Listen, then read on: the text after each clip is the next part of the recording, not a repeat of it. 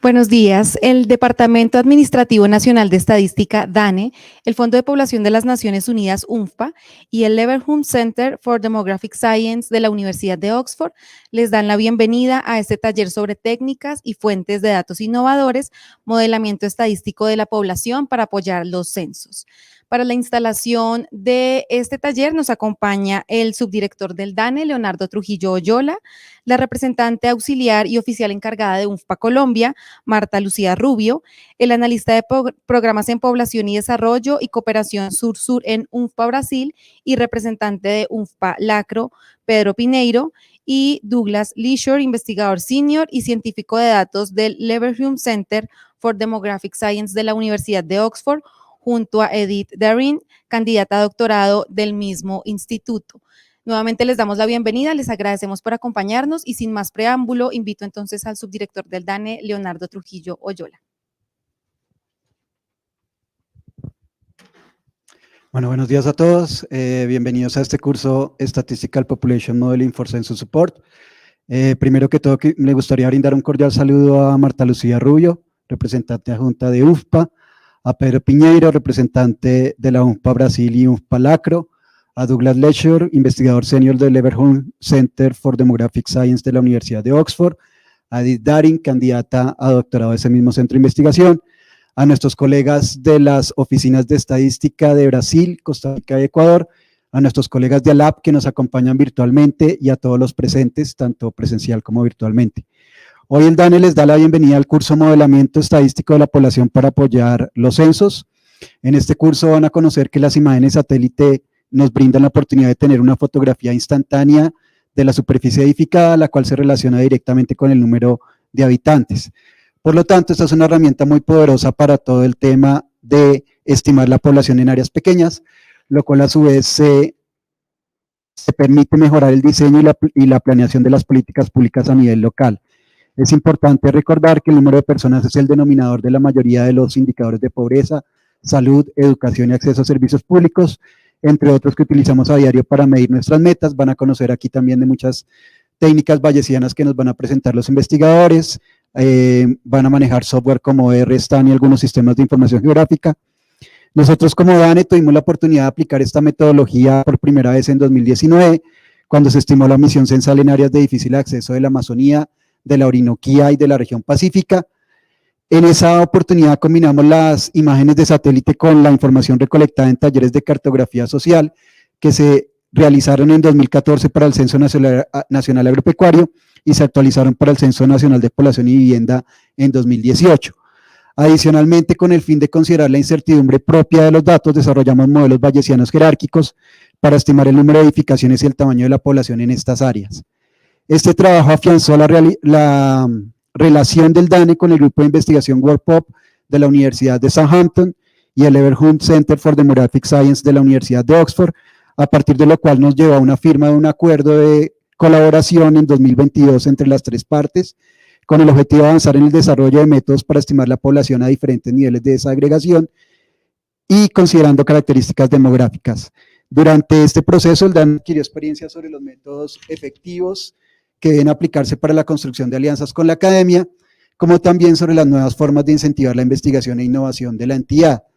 Ahora, gracias a la iniciativa del investigador de la Universidad de Oxford, Douglas Leasure, y UNFPA, el DANE tiene la oportunidad y la fortuna de ser el anfitrión de este curso, en el que participan nuestros colegas nacionales de Ecuador, Brasil y Costa Rica, quienes nuevamente doy la bienvenida y agradezco su presencia para nosotros. Es un honor tenerlos a todos ustedes en el DANE, y esperamos que la estadía para nuestros visitantes en Bogotá siga siendo placentera, tengan tiempo de conocer nuestra ciudad, y para todos los participantes en workshop muy productivo. Muchas gracias. Gracias, subdirector. A continuación invito entonces a Marta Lucía Rubio, representante auxiliar y oficial encargada de UNFPA Colombia. Gracias, buenos días a todas, a todos, un gusto estar aquí, muy contenta de poder hacer parte de la instalación de este importante taller.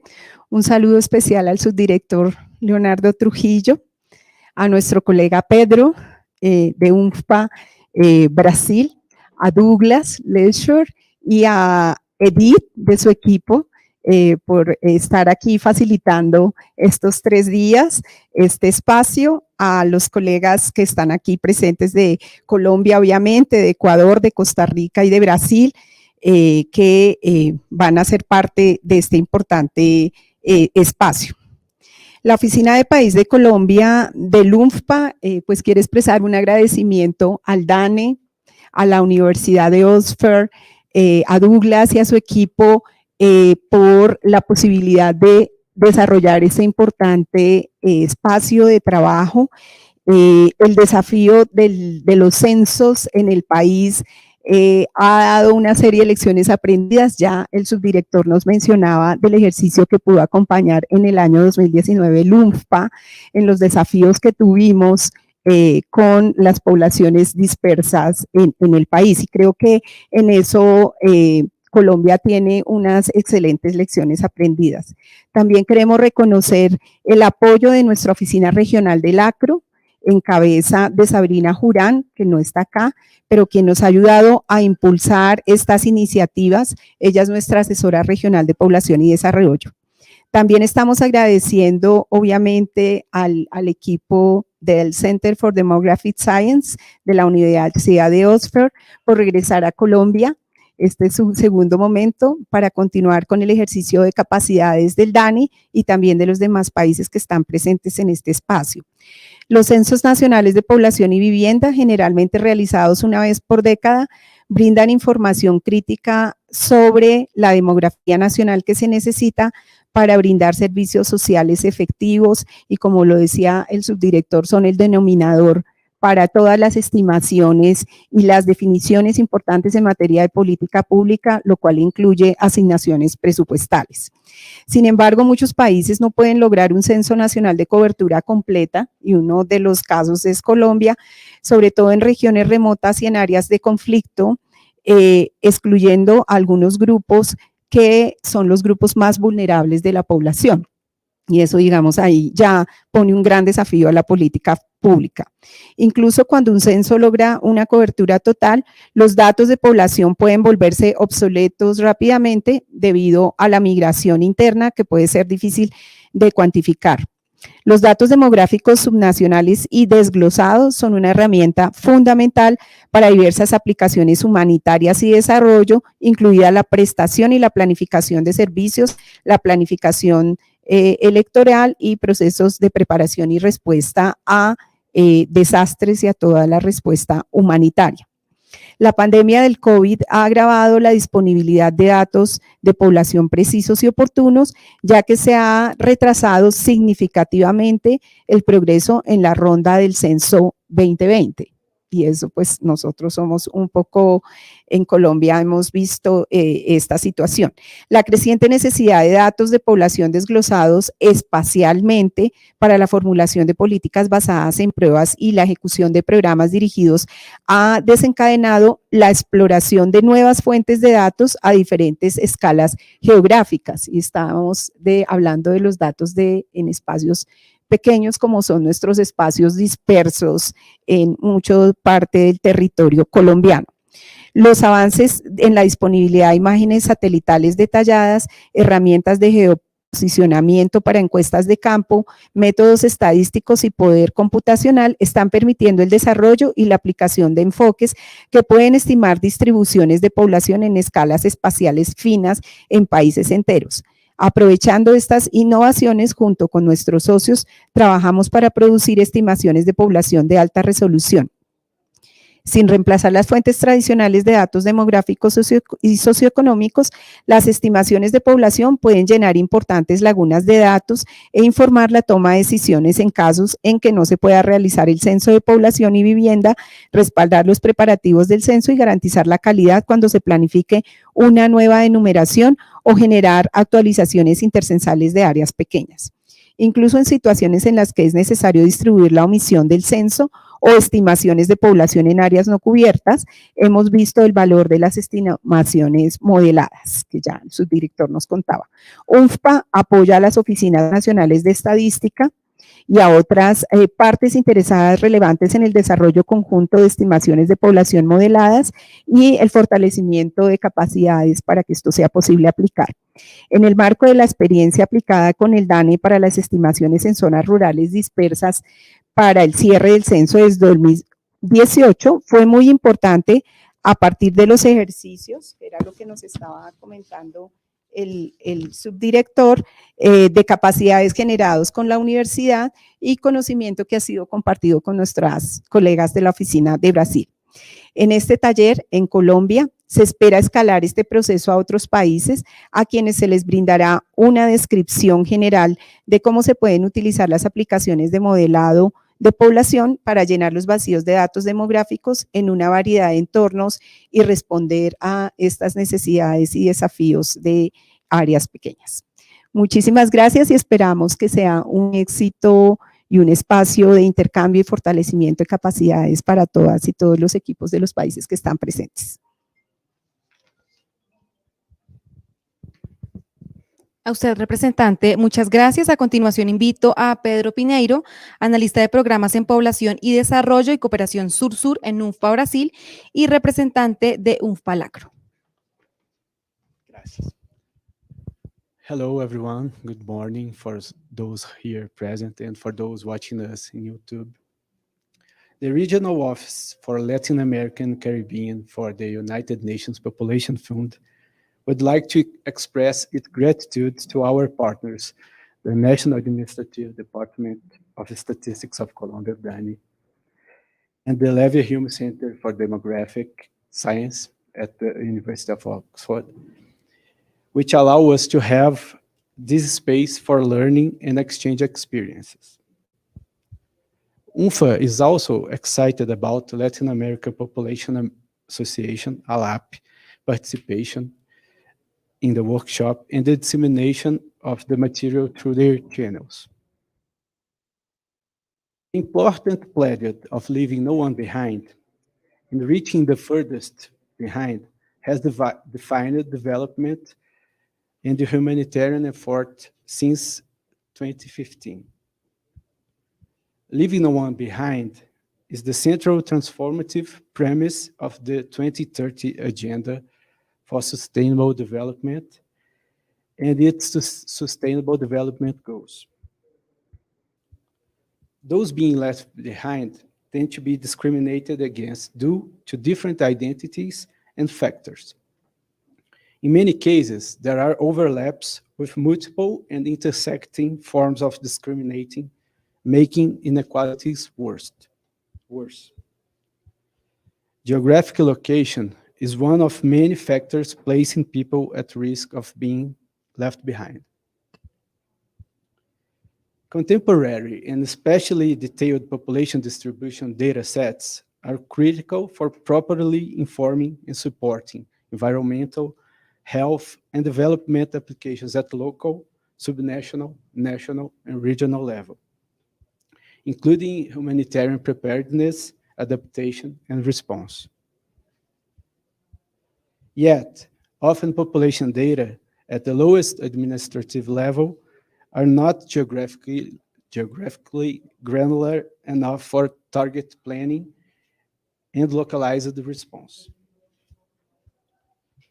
Given the importance of geographic location as a factor within the efforts to leave no one behind, the Regional Office for Latin America and Caribbean of the United States Population Fund is honored to partner with Leasure Center for Demographic Science and National Administrative Department of Statistics of Colombia to work together to address this challenge and to support countries produce high-resolution model population data sets. Since 2015, UNFPA has been working together with partners. It's also important to mention our partner WorldPop at the University of Southampton to provide technical support to national statistics offices to strengthen capacity for production of high-resolution gridded population estimates. In 2021, we created the hub, the Modelos de Población, where we come together with National Statistics Office from Brazil, Ecuador, Colombia, and Haiti. This started with the involvement of Colombia in the workshop tailored to Brazil. Dani's participation was highly recognized and appreciated. And then in 2022, in Brazil, we built the momentum to create a platform for further knowledge and experience exchange between NSOs. Working together as a group allowed us to maximize investments at national level for regional benefit.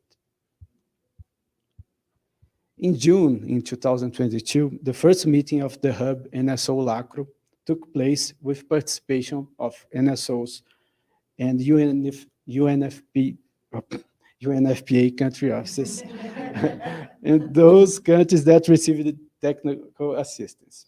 Since then, we have met once a month, and these meetings have become an important space for knowledge sharing and problem solving, as we are tapping in each other's experience to apply solutions developed in one country to similar challenges in another. When Haiti requested time-sensitive support, the Hub allowed the quick formation of a team providing technical assistance to support Haiti and also with population estimates. It also created space for peer-to-peer direct technical assistance with NSO Colombia and NSO Ecuador directly in their application of population models to estimate census omission. We see this workshop as an opportunity to further strengthen our engagement with you and to bring experience in modeling the region closer to others with interest to apply. At UNFPA, we will continue to be working together with our partners who want to join this firm commitment to create better and more timely data and evidence to fulfill the promise that we plan to leave no one behind. This is an opportunity to share lessons learned, forge new partnerships, and signal new commitments to bring the promise of Cairo and Montevideo to everyone, leaving no one behind. Thank you. Good morning. A usted, representante, muchas gracias. A continuación vamos a escuchar a Douglas Leasure, investigador senior y científico de datos del Leverhulme Center for Demographic Science de la Universidad de Oxford. Buenos días. Welcome to you all. Thank you very much for joining us today and throughout the week. And welcome to everybody joining us online to participate in the workshop. It's my pleasure to be here representing the Leverhulme Center for Demographic Science at the University of Oxford. And just want to extend our thanks to Darin for hosting us here, making it possible for all of us to come together for knowledge exchange, and our partners at UNFPA, both in Colombia, Brazil, and the Latin American and Caribbean Regional Office, for coordinating all of us, bringing us together to make this type of workshop and knowledge exchange activity possible. This partnership began several years ago before the pandemic in 2019, when we conducted a small workshop, 2019, in this room, in the neighboring room, speaking with Darin directly about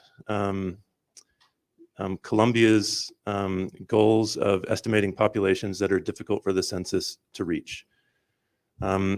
As everyone has highlighted, it's often the most vulnerable parts of the population who are the most difficult to incorporate into official statistics, and representing these segments of the population well is our goal here today, to talk about methods that can use non-traditional types of data like satellite remote sensing, other geospatial data, and combine that with traditional data sources from the census, from surveys, from registries, to allow us to quantify these parts of the population that are often not well represented in official statistics.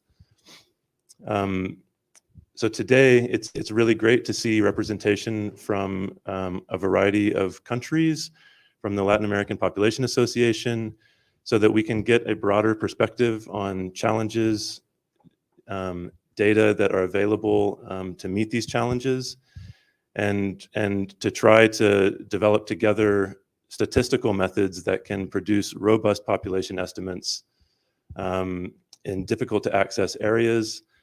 And the focus today will be on Bayesian statistics. And the reason we're focused on Bayesian statistics is because this provides a very flexible statistical framework for analyzing different types of data and bringing different types of data together to produce population estimates and estimating uncertainty in those population estimates. And we see this as a key part of the challenge. If we're using new types of data that are not direct census observations, enumerations, we want to empower all of you to develop your own bespoke statistical models and to incorporate estimates of uncertainty so that we can gain trust in the statistics that we're producing and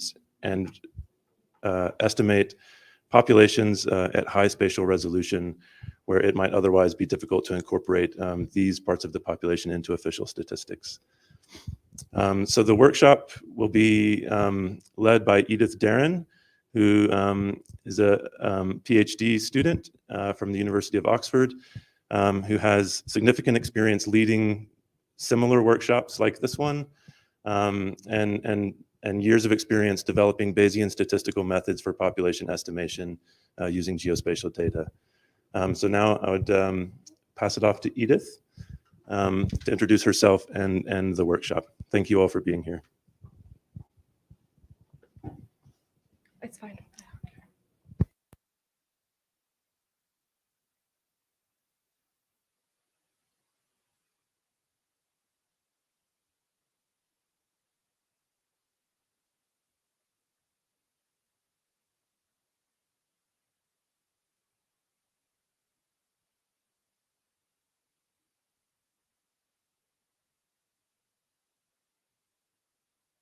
Challenges that you can meet with this kind of model, but we're going to discuss all of that today. So today, just to present it for today, it's more like a group discussion where I'm going to start with like showing what is the model, why, like which kind of input we need or can be leveraged through this kind of model, why Bayesian statistics. And then throughout the day, there's going to be different presentation of population models. So I think we're going to, then it's Colombia that's going to, is it Yulina that's going to present? By the way, like here you have agendas if you want to look at it more in details. And so, yeah. I'm going to start, then we will have an overview of the situation of population model across Latin American country that is going to be presented by Pedro.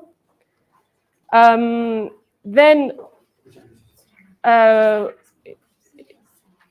you will have like Lina that's here, that's going to present more about the population model in Colombia that has been developed in 2019. Then Caio, that is over there in the room, is going to present the work that they've done in Brazil. And I'm going to take this opportunity to ask, is Michael here from the population, from the model for Haiti?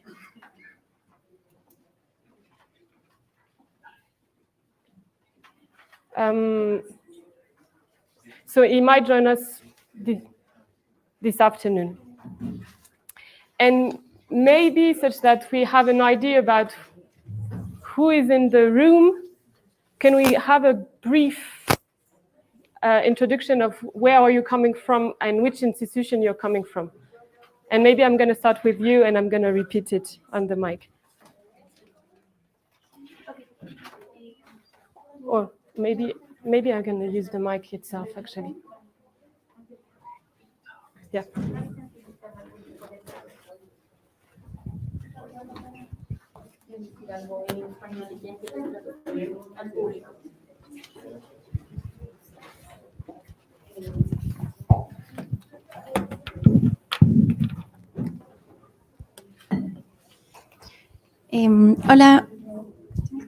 Hola, buen día. Mi nombre es Dayana Tipán, yo trabajo en el INEC de Ecuador, soy demógrafa y bueno, en este caso estoy trabajando en el tema de las proyecciones poblacionales, ya que estamos terminando nuestro censo de población y vivienda y comunidades en Ecuador. Así que muchas gracias por la invitación y pues espero que podamos seguir compartiendo el conocimiento.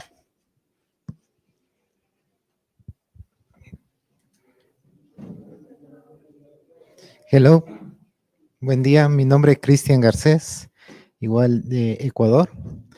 Trabajo en el Instituto de Estadística de mi país y hemos venido del equipo de proyección y el equipo de procesamiento del censo. Estamos por finalizar nuestro censo y como saben, un paso siguiente es justamente la estimación de la omisión censal. Es por eso que estamos muy interesados en este tema. Muchas gracias por la invitación.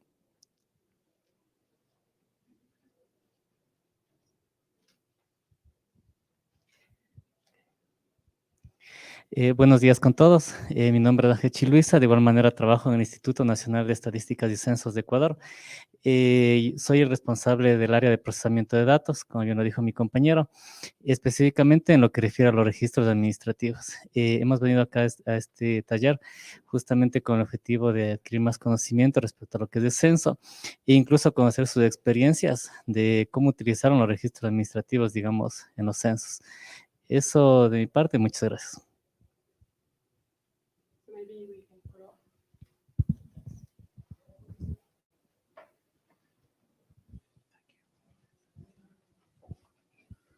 Muy buenos días para todos. Mi nombre es Gustavo García. Trabajo aquí en el DANE, en el área de investigación y desarrollo, específicamente con datos geográficos. Vengo en compañía de un gran equipo de profesionales. Personalmente participé en el ejercicio de omisión censal que se mencionó anteriormente en el 2019. Tuvimos la oportunidad de calcular esa omisión a partir de modelos bayesianos y datos georreferenciados que proporcionamos desde la Dirección de Geoestadística, que es la dirección donde yo trabajo, y pues muy contento de estar aquí compartiendo experiencias, adquiriendo conocimiento y para lo que necesiten, con mucho gusto. Muchas gracias.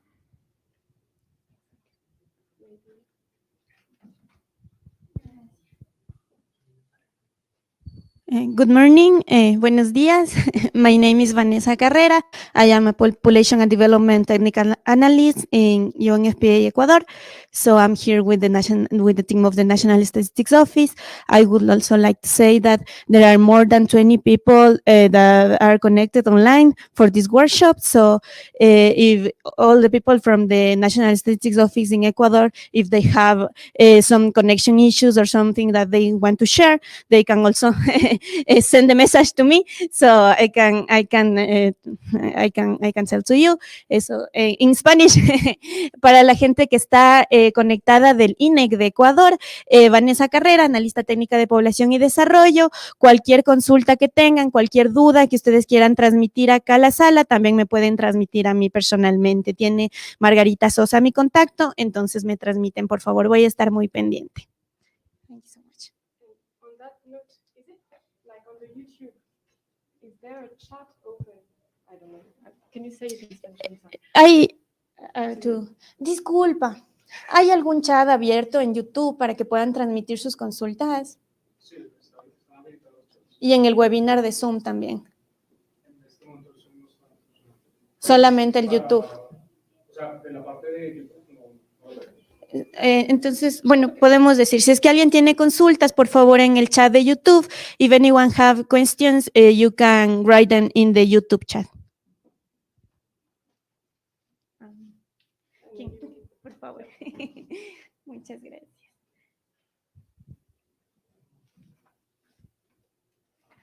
Hola, buenos días a todos. Mi nombre es Karen Córdoba, yo soy estadística, hago parte del grupo de investigación y desarrollo de la Dirección de Censos y Demografía de aquí del DANE. El año pasado tuve la oportunidad pues, de participar en este proyecto y hemos estado trabajando pues, en conjunto con Douglas y con el equipo en este tema del desarrollo de modelos. Igualmente, pues, muy feliz de estar acá y de pues, tener esa oportunidad de seguir compartiendo pues, todo este tema de investigación que es muy importante para el equipo.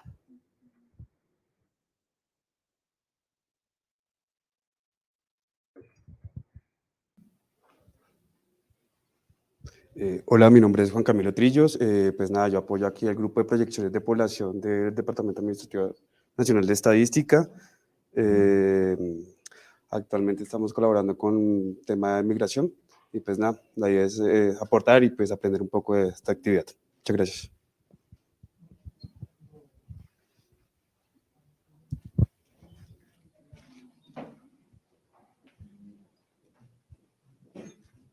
Hola, muy buenos días. Mi nombre es César Cristancho, soy demógrafo, trabajo con el equipo de proyecciones del DANE y la idea también es ver un poco cómo trabajar a nivel subnacional, buscar alternativas metodológicas para sacar proyecciones subnacionales.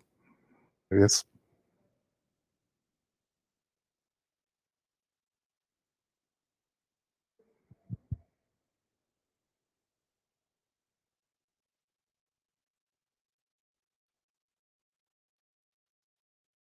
Bueno, buenos días a todos. Mi nombre es Rebeca Gamboa, yo vengo del INEC en Costa Rica. Trabajo en específico en la unidad de estadísticas demográficas. Bueno, estoy a cargo de 2 proyectos. Uno son las estimaciones y proyecciones de población y otra la creación de un registro único de población a través de registros administrativos. También estoy apoyando en lo que es en el censo, en la omisión censal. Estamos calculando esa omisión a través de las estimaciones y proyecciones de población y también a través de registros administrativos, pero todavía no hemos incursionado en lo que es por medio de modelos bayesianos. Es precisamente por eso que vengo acá, para aprender esta nueva alternativa, y pues un gusto a todos y un placer estar aquí en este taller.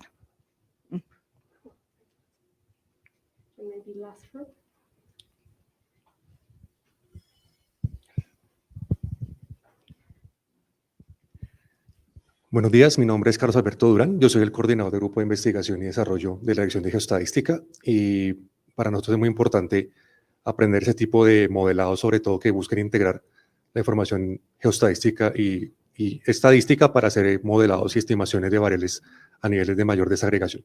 Muchas gracias.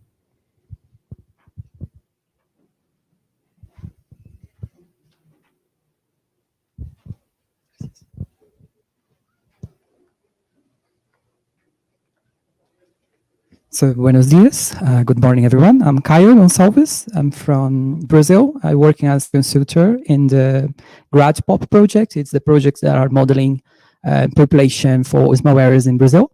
I have been working in this project since the beginning there in Brazil. So, as Edith said, we have this experience. Today, we want to share here what the lessons that we have. So, yeah, it's a pleasure to be here to sharing this with everyone.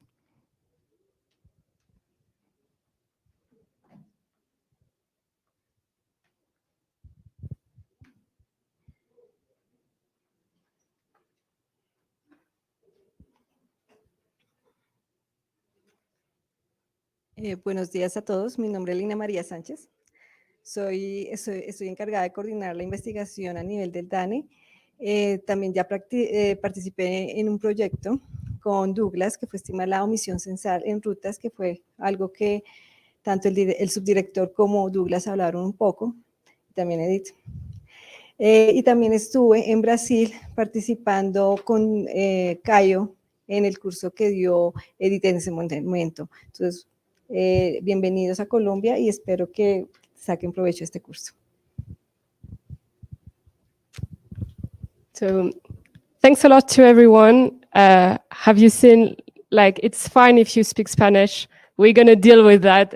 It's not a problem if you have questions and you ask them in Spanish. I'm not good enough to do the presentation in Spanish, but at least, like, don't hesitate to interrupt and speak, and we're going to manage that all together. So what I suggest, we're going to start with the presentation. about the global framework, and then I'm thinking that we're going to have a break. Depending on the time, it might be already lunch or just a coffee break. We'll see. So, okay, it's fine. So I want to kind of start from when this, so mainly we see that there's a different area of interest together, because I heard that you mentioned also administrative data, like creating population estimation from administrative data, and census submission. Those are topics that are also very interesting and that we're working on with Dane. And this could be a focus in like separate conversation that we're going to have during the week. But the main presentation are going to be focused really on leveraging satellite images for population modeling. And how it started with this idea of this researcher Wardrop that did this display of the census data across the world, and you can see that the census, as you all know, happen every 10 years in the best cases, but in some cases it doesn't even happen every 10 years, and with the worst case always presented being the Democratic Republic of Congo, where we actually worked. We're going to see that later. But this country didn't see a census in 1984. And the idea is that in those situations, you need something else you need to leverage other sources of information that are not the census in order to have population estimates accurate at final level. So she developed the conceptual framework of bottom-up modeling. This bottom-up modeling, what is the idea, and you're going to hear about it a lot, is the idea of you have a sample of places in the country where you know the total population, but those are a sample only. Then you link it through a model with geospatial covariates, and then you can predict for the entire country. So she set up the framework, like this idea of like leveraging little sample across the country to predict population. So I'm going to go through the different model based on this bottom-up approach to actually address different issues. The first issue, the first question that can be tackled with this bottom-up model is repurposing survey data. So the idea is that you have survey data that has been used, that has been collected for household surveys, but then you're reusing it for population modeling. The inventor of that model is over there. So this is the seminal paper. And it was looking at a Nigerian case, because Nigeria, the census is very political between the north and the south, because they are like, there's political sensitivity over on that. And the idea is that we really needed like a statistical model to not go into the political issues of it. And so we Doug here, Douglas, Doug, you can Douglitas, whatever, you can call him different names, but he is really like the brain behind the model that we're gonna discuss. And by the way, this workshop is really about the statistical framework and the data framework. The model itself, we're going to see if it might not directly fit your purposes, because you're going to have specific data. You're going to have specific data, talking on the online people as well. But what we really want to transfer during this week is the concept, the process, and the statistics, but then the idea would be to tweak it with your own data and with your own like issues, because we know that every country has their own data and you might need to develop submodels to tackle the challenges. But this is the main framework, and that has been applied in the Democratic Republic of Congo in 2020-22, and in South Sudan, where they had a lot of problems with like displacement. Don't know if you're aware about the history of South Sudan, but there was a census before the partition of the country, then there was the partition of the country and a lot of movement. And it's a very, so those two contexts are the extreme cases of data scarcity, where like the challenges confronted by the National Statistical Office are really complicated to get accurate population number. So this is, I called it intercensal count. It's even like when there's no census, like census is not possible and you need something else to produce population number. Then we have two cases where they use the bottom-up model for census preparation. And so this is, one is Zambia in 2021, and the other one, Caio, I said that it's census preparation. I think you're gonna discuss more about what, in which context Brazil or IBGE wanted to kind of study this model. So this, I keep it for Caio this afternoon. There is a second context where the bottom-up model was interesting, is to fill census gap. So this is Burkina Faso case, typically. Burkina Faso case is that it's in 2020. They basically they surveyed they have big insecurity challenges. And so the census team couldn't cover the area that are like in outline like that. And so we, in that case, that's the work that I've been leading. We used a similar approach to estimate the population in the places that the census couldn't reach. And this is also a similar project as in Colombia, and that's Lina that's gonna talk about it this afternoon. I just wanted to highlight here that we are researchers, and I'm doing so. I will start my PhD, and I'm going to talk about it later. But this is like very applied research, and we worked a lot. All the people that have been mentioned throughout the presentation, we worked a lot with National Statistical Office, and we see this is the really interesting. I think for me, this week is excellent because you're going to bring the challenges that you have. We're going to bring the knowledge that we have in other contexts. And out of this discussion, we'll see how we can improve this model, how we can make it better such that it can fit different situations. So quickly, maybe I wanted to just emphasize that I've been working in this field for the past, Doug and I, we actually started almost together working on that idea in 5 years ago. And I'll start my PhD in September, really making this context, this model better.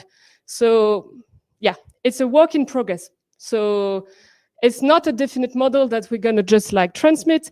The idea is really to discuss, to see how we can make it better together. So the general the logic of the model is, so I quickly presented it, the fact that you have just a sample, but where you know the population and you model it with geospatial covariates and then you predict.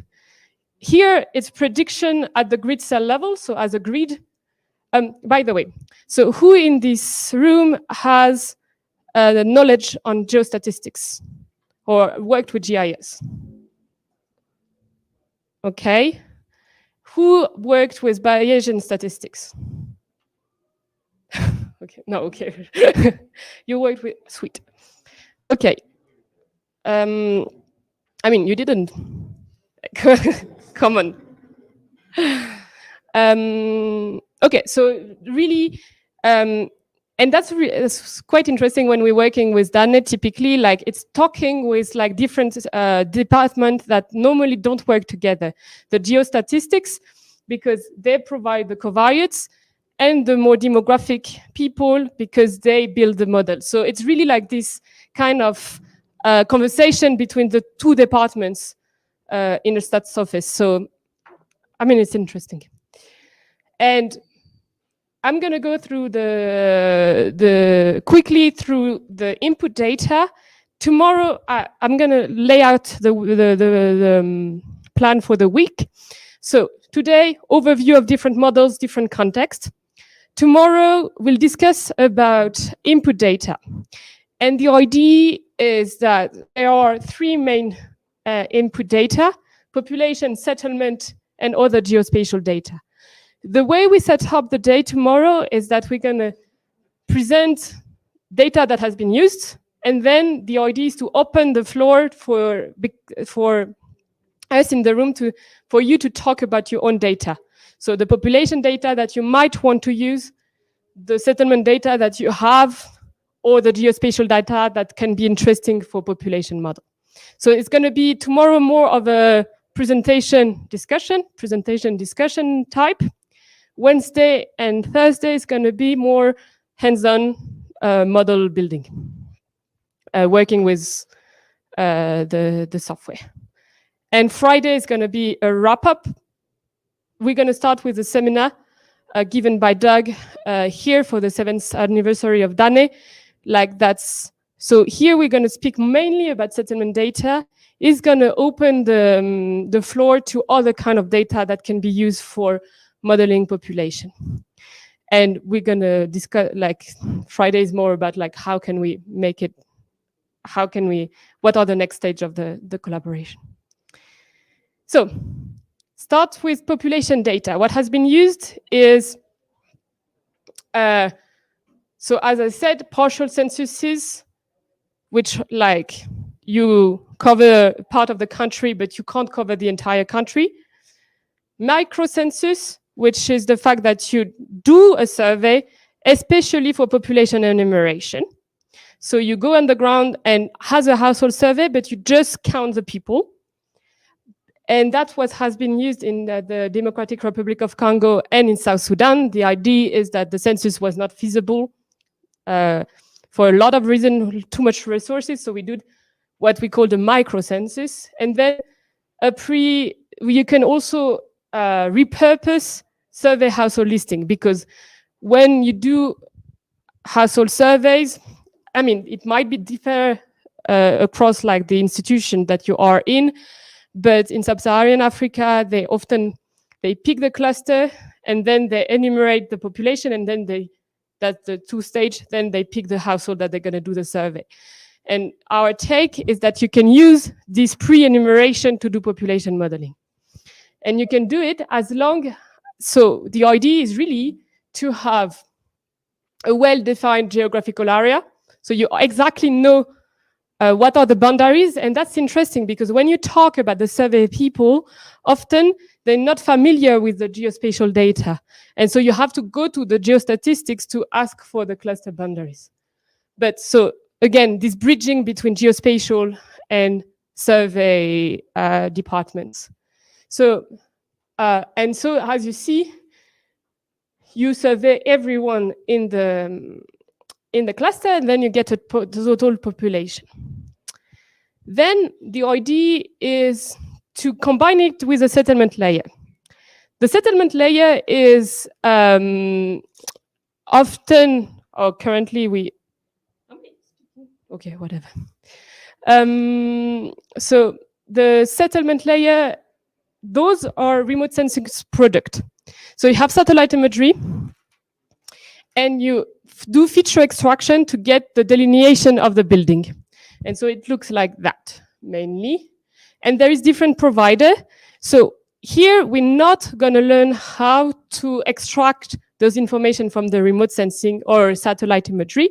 We're going to work with institutions that already did the work of extracting the building footprint, or we'll see tomorrow more details about it. Then, and you combine it with other geospatial covariates. And here are some examples. The geospatial covariates, the idea is to see what are the variation of population density. And you can see, already think about the fact that if you're close to a road, there's going to be more people. If you are close to a urban center, there's going to be more people. So it's this kind of covariates that have like an impact or like an influence of the distribution of people across an area. And so this didn't work in the Democratic Republic of Congo, but we can think about this one is interesting, typically like the future, because from remote sensing, you can go like, you can also like detect fossil fuel. So like everything that is related with the presence of humans in the area. And the really important thing is that we have that across the entire area. So settlement and geospatial covariate are available for the entire area you want to estimate the population for, but the population data, you have it only on several samples. And what is the logic? So here is, I'm gonna go really like the logic with the hands and then swiftly go softly into the statistics. So the global logic is you have two clusters, you do know the population because you have them, you have surveyed them on the ground. You have a cluster here that has few people, 500 people, here 100 people. And the covariates that you have is settlement density. Low settlement density, high settlement density. You relate together, you model them together, and so you can see a relationship between settlement density and population sizes. You do some kind of regression that we're going to go together later. And that helps you to, you're modeling a regression. And the idea is then you predict in the unsurveyed areas.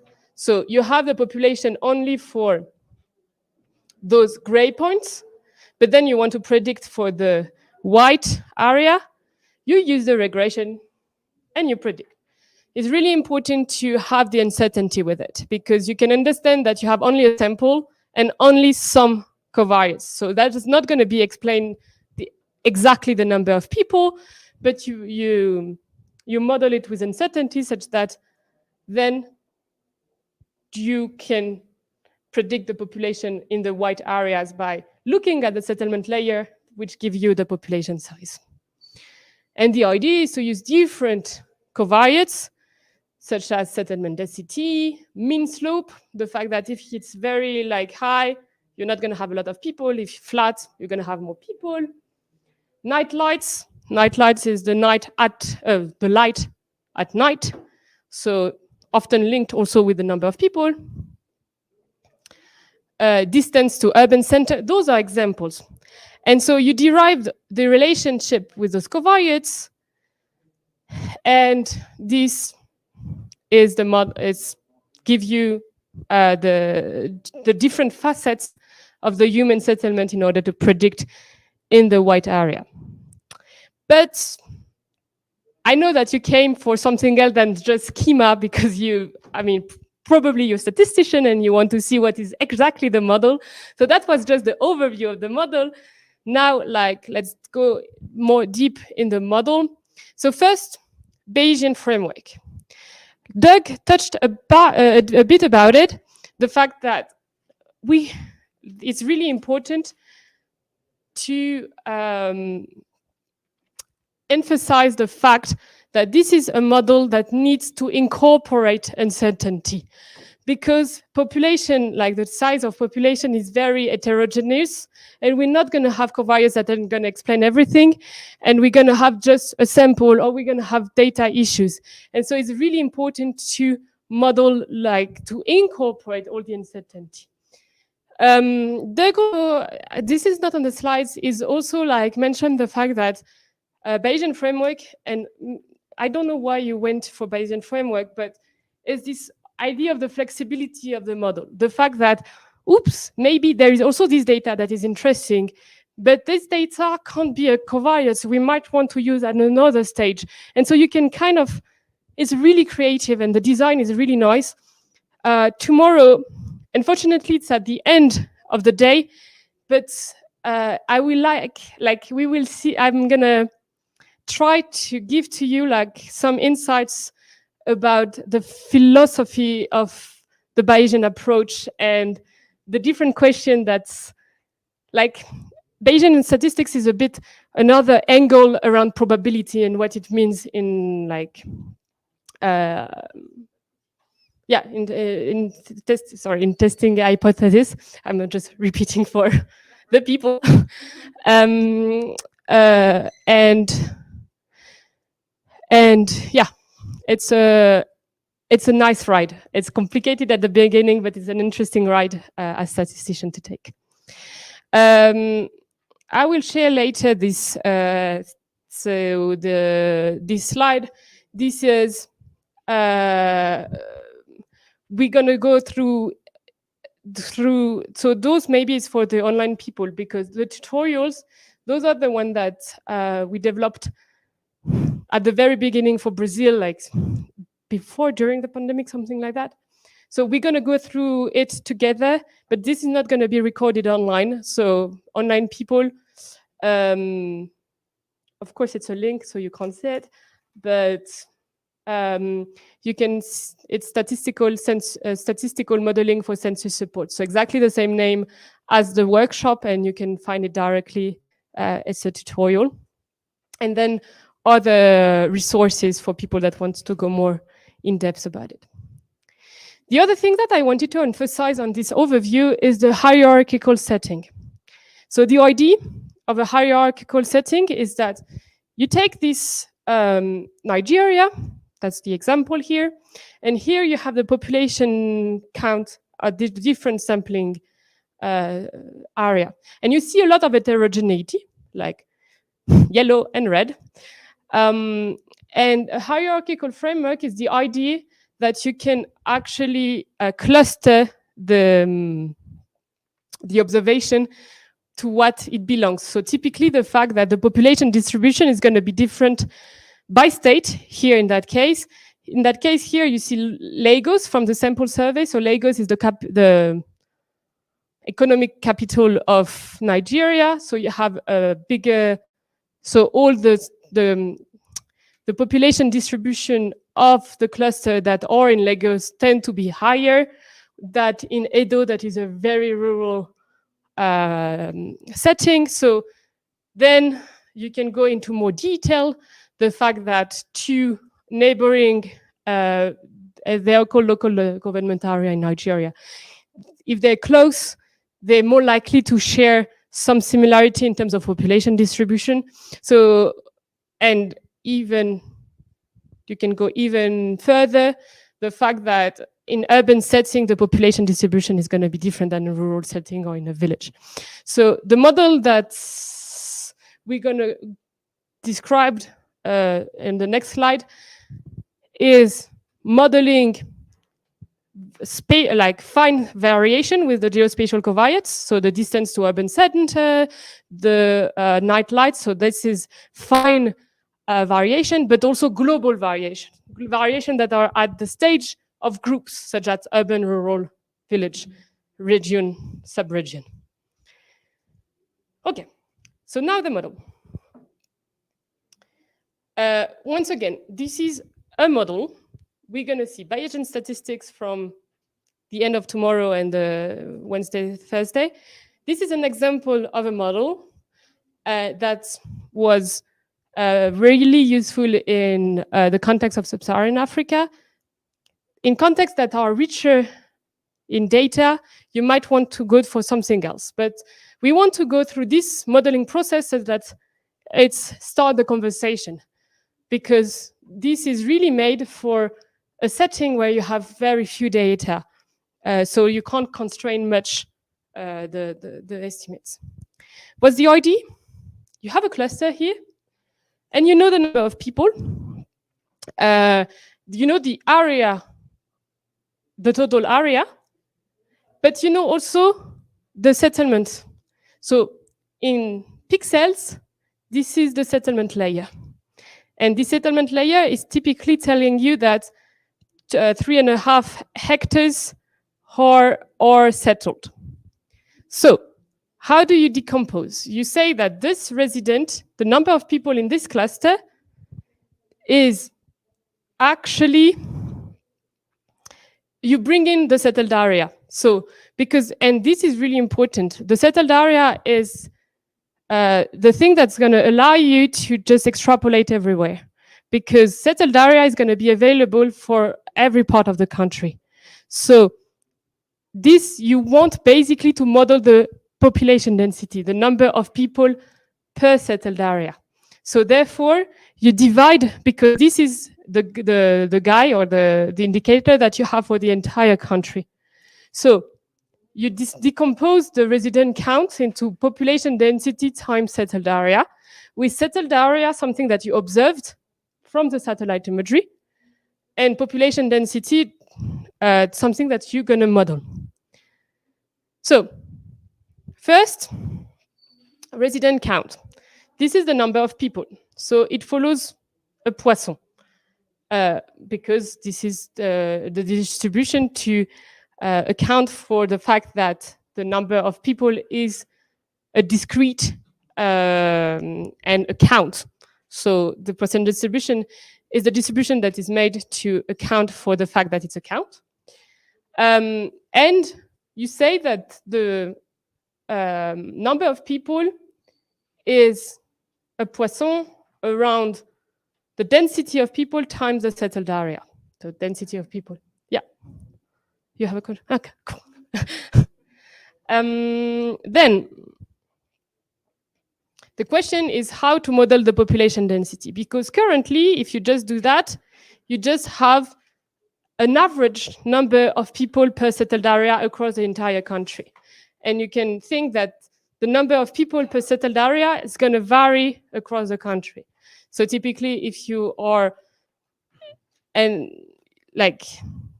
if you are in an urban setting, you might have more people per settled area, or the opposite, because, and that's something that we observed, is that you might have the opposite, because in, and we're going to discuss it later, of course, but in urban area, the settled area might be also shops and industries. So the number of people per settled area can be lower than in a rural area, where the number of people per settled area is higher, because there's mainly, like, every building is actually someone living in it. But that's a little insight. So you want to model this population density, so the number of people per settled area, or the number of people per building. To do that, you take this density, population density that was on just before here. You don't consider it as being observed, you consider it as being modeled. You model it with geospatial covariates. So you're saying that the average, so you model it first with a log normal. Why a log normal? And by the way, people that are not familiar with Bayesian statistics is about finding the distribution that you think is the more likely to represent the phenomenon that you're modeling.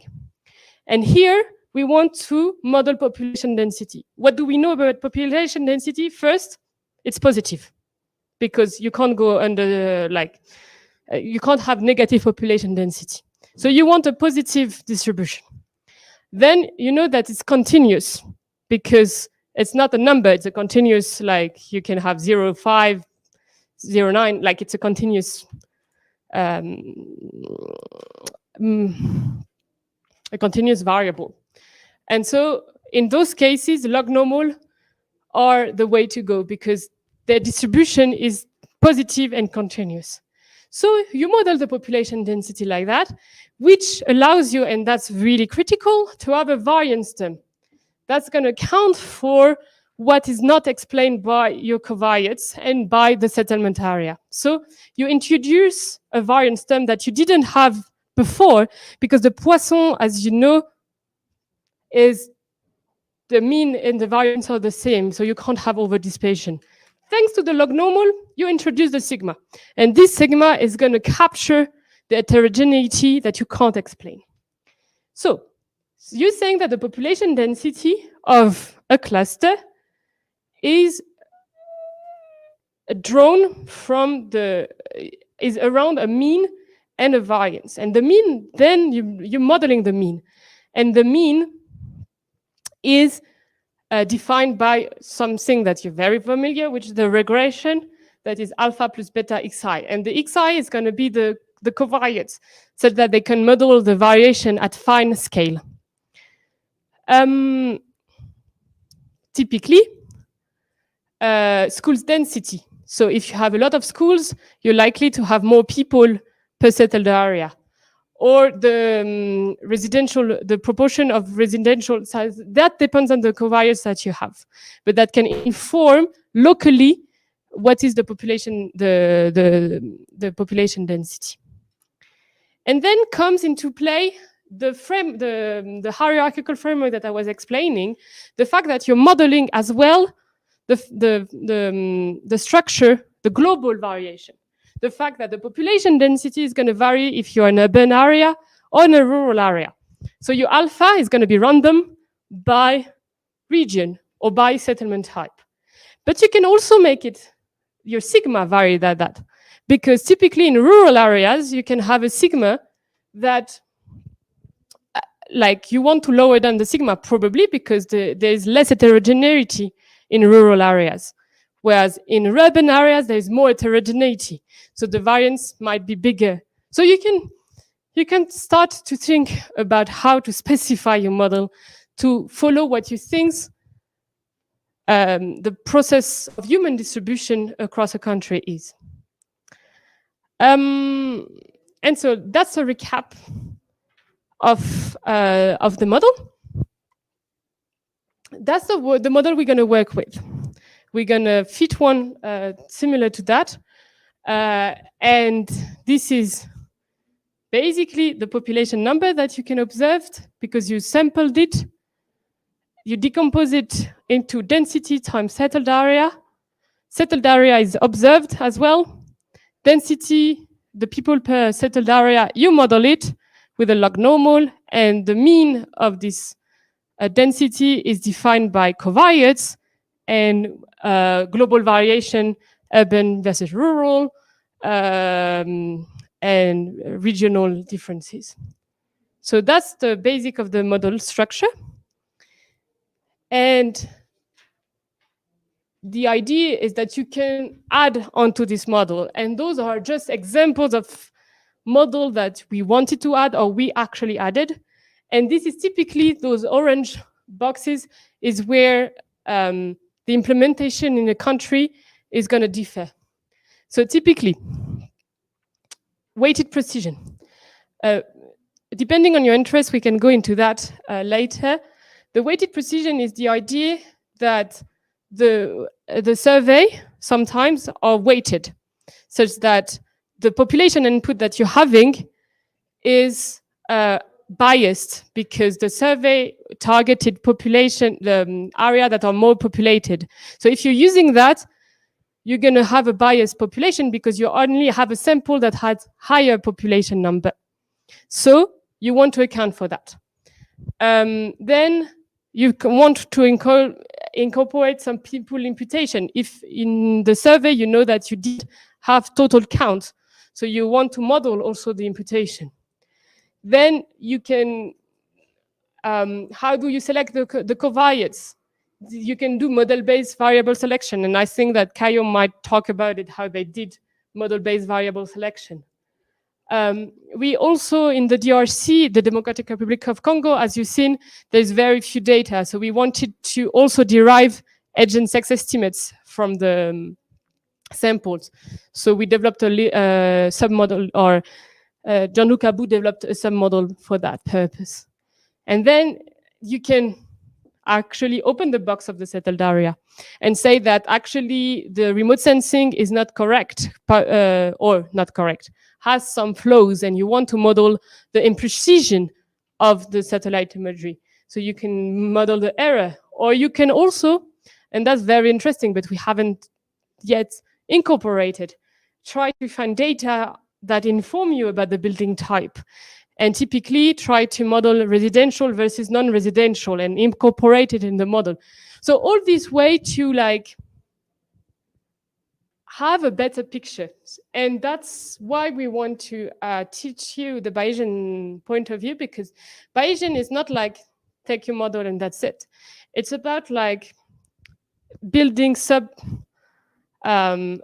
that can tackle the specific issues that you have in your data. And a question that we, for now, haven't answered so much is the migration, how you take into account like big displacement. And yeah, so as I said at the beginning, it's really a work in progress.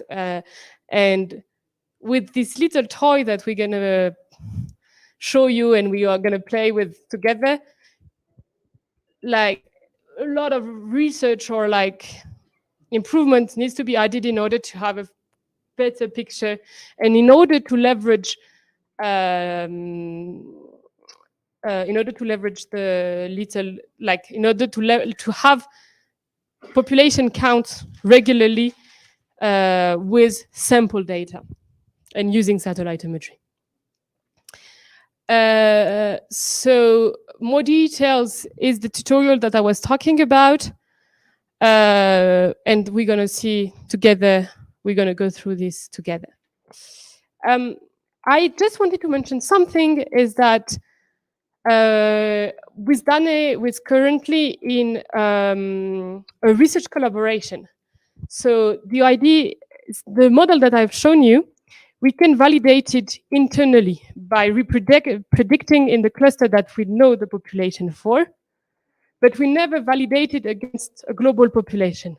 And that's what we're gonna try with Dane, is gonna take this model that we explained to you and try it with Dane, and that's the Census 2018 from Dane. And in that research collaboration, the idea is that we're gonna look at different sampling of the cluster to see what is the impact of the total number that you find from the model, to see which kind of sub-model you need to add for accounting the different sampling design. So that's the end of the overview. I'm not sure what time it is. Oh, I have the UK time, so I don't know. 10:40. Oh, sweet. Okay, excellent. So I don't know if you have any question regarding this overview of the model of like or later schedule of the week. Yep. Sure.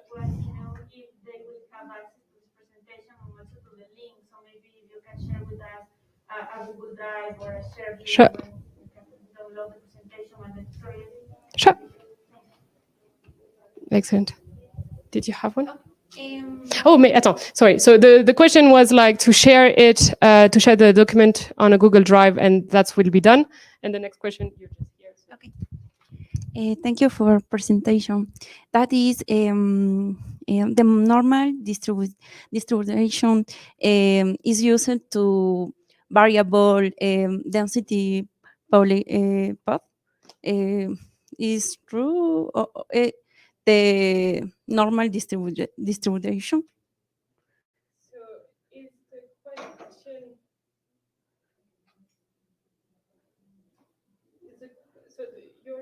You're talking about the log normal distribution? Yes. And you're asking if it's the truth distribution in terms of like, so the idea of the log normal, and I'm going to try to answer something, you tell me if it's answering, and then we can have a discussion. So,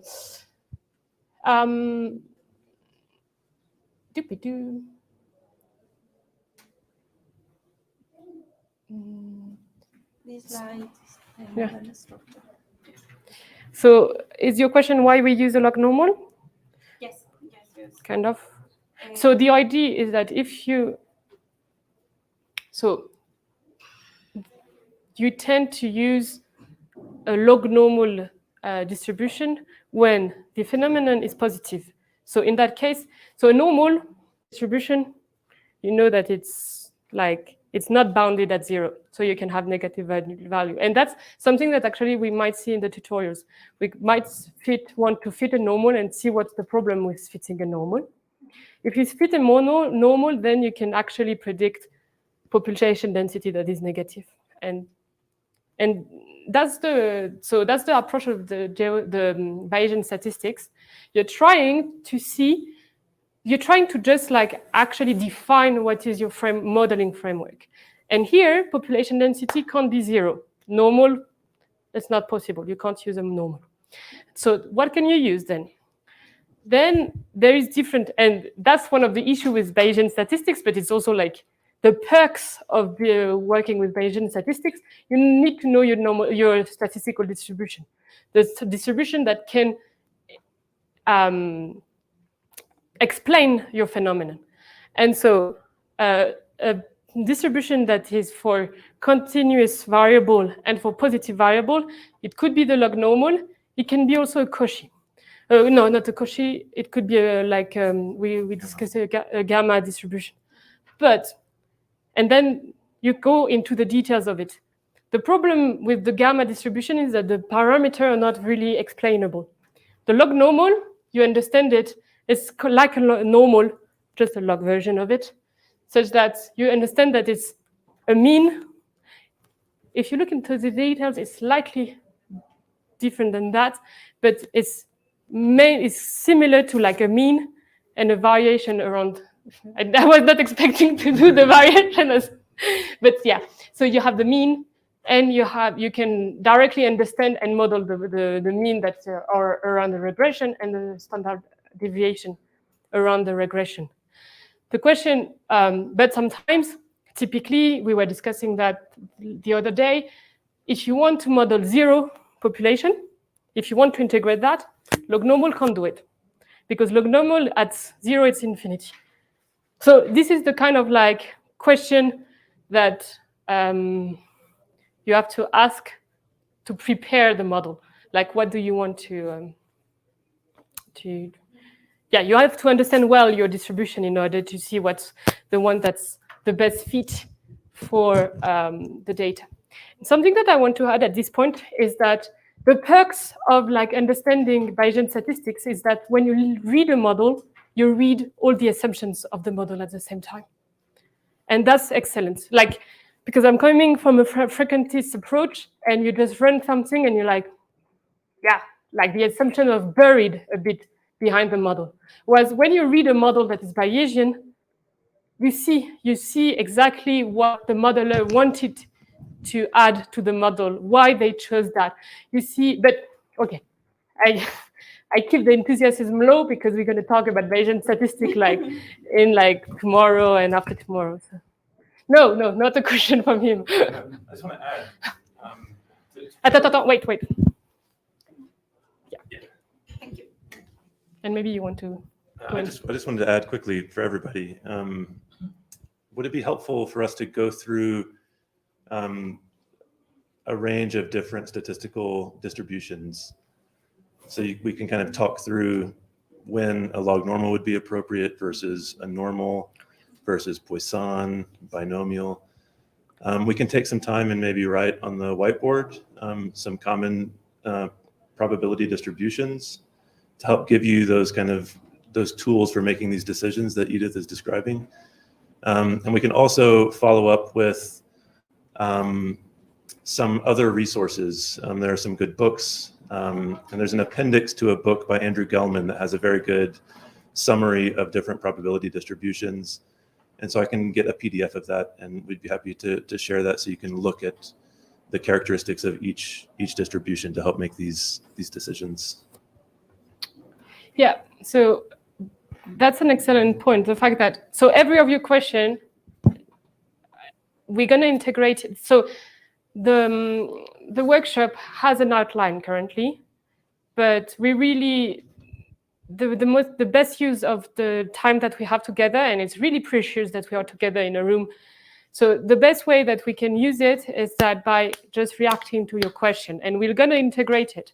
So typically this session, we haven't thought about it, would be great to integrate. We're going to have it on Wednesday. So that's the idea, like just to Wednesday, because starting from Wednesday is going to be more about statistics and implementing. So really don't hesitate to just, sorry for the online participant, but for the people in the room, like the question is going to help us to make a more targeted workshop.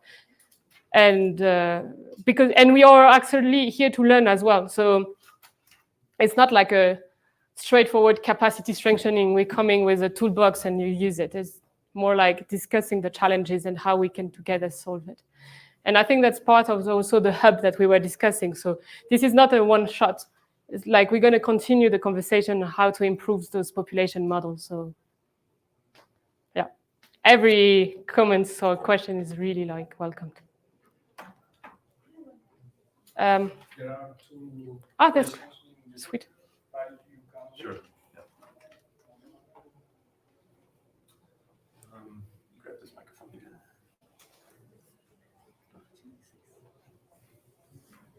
Okay, so we have some questions in the chat online. I think it's fine.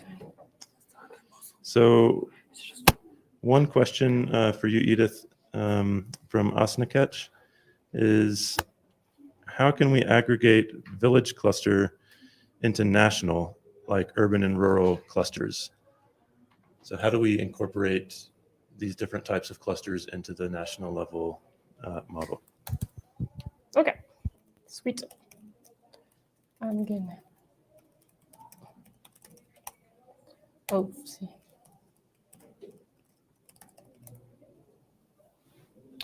So I'm gonna use one slide to enter. Oh, I'm gonna stay on that slide, by the way. So the idea of the hierarchical. So we want to model. I'm gonna repeat: global variation by region, by sub-region, by settlement type, and local variation. We talked about school density or different covariates that explain like local variation of population density.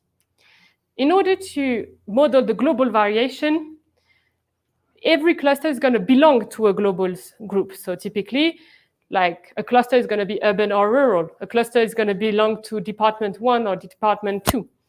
So the information is embedded into the cluster. And how do we make it into the model is by this guy that is similar to a random effect model, a random effect term. So how do you understand the modeling of this mean of the population density?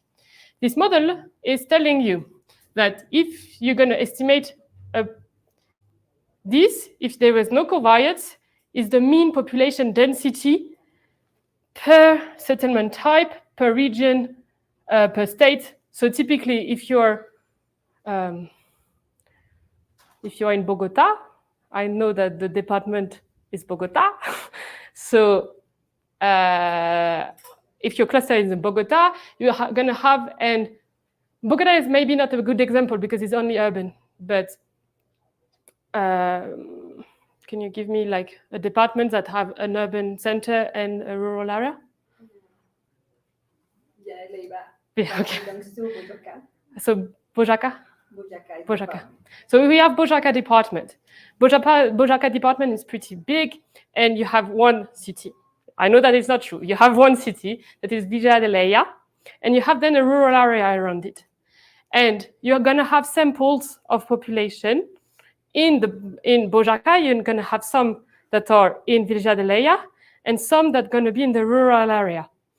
And so what you're going to say is that Boyacá, as a whole, can have similar density population compared to a department that is in the Pacific, that have different logic of urban settlements. But in Boyacá itself, you're going to have differences between the urban area of Boyacá and the urban and the rural area of Boyacá. So you're going to have these alpha terms that's going to be per settlement type and per region, such that the cluster that are part of it is going to share the same it's not a slope, it's intercept term here, such that they are deemed as being similar. Such that if you are predicting an area that is in Bojaca and in a rural area where you don't have sample, you're going to say basically in the rural area of Bojaca, it's going to look similar as the sample that are in the rural area of Bojaca. And that's where it's going into this alpha here. What I try to also mention with this slide is that it's not only the mean density of people, so the number of people, the mean number of people per settled area. It could be also you can also add this global variation around the variance. And in order to have more precise estimates in the area of where you have less heterogeneity. So you can say that the variance is different if you are in a rural area than if you're in an urban area. But you can say also that the beta is different. And that's like similar to like a regression model. The fact that like the covariates might have an effect difference if you're in an urban setting or in a rural setting. Typically, and we observe that the road density in a rural area can be linked with more people, but in an urban area it can be with less people, because people don't like often if it's like a big highway, there might be shops in a. But it depends on the setting of the city.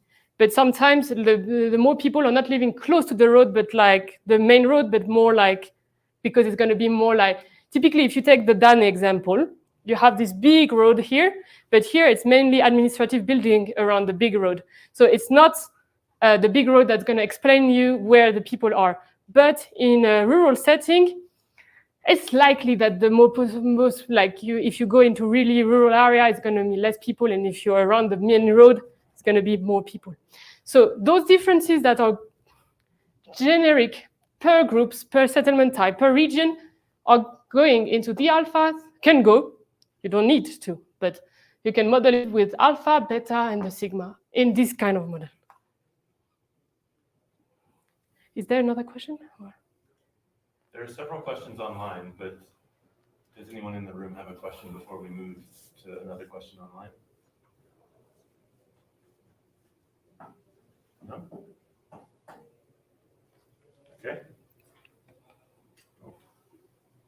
Okay, so we have another question online, and Edith, let me know if you want me to respond to some of these. This one is from Arturo, who's asking, what is the recommended number of variables for rural locations?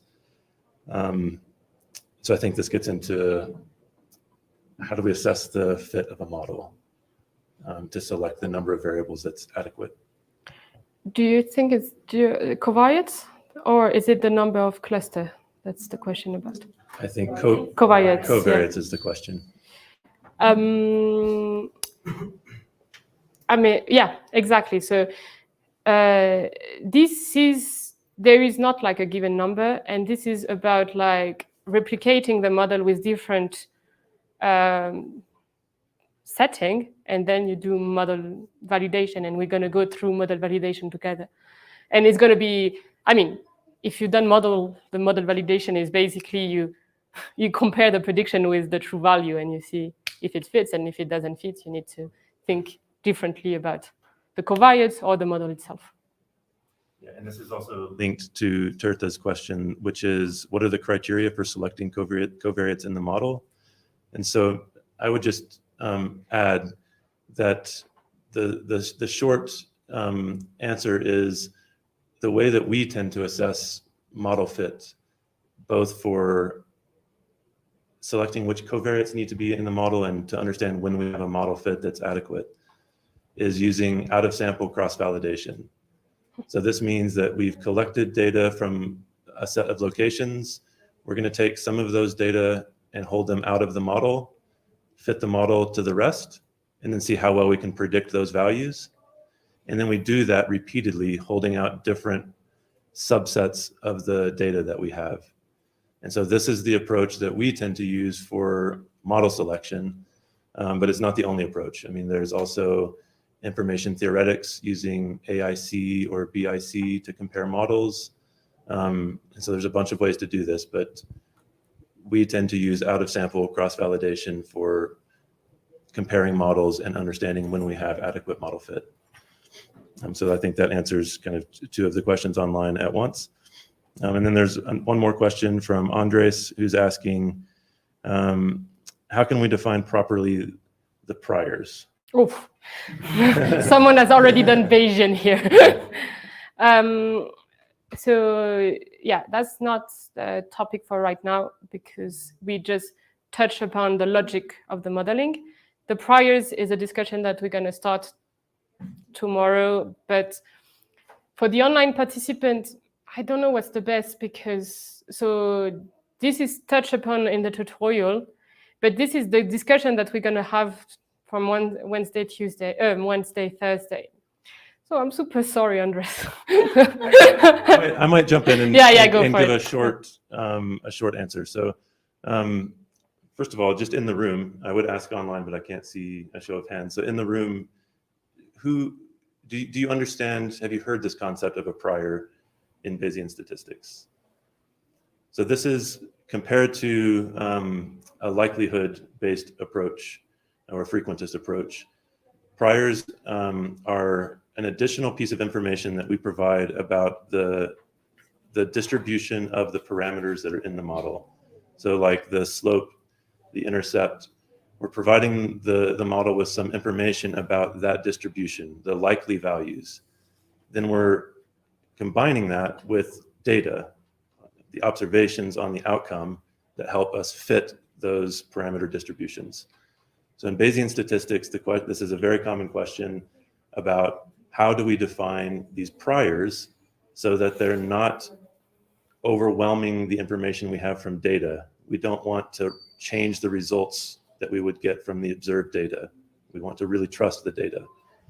And so the answer to the question online, I think the short answer is we want to start by defining priors that are very uninformative, so very wide.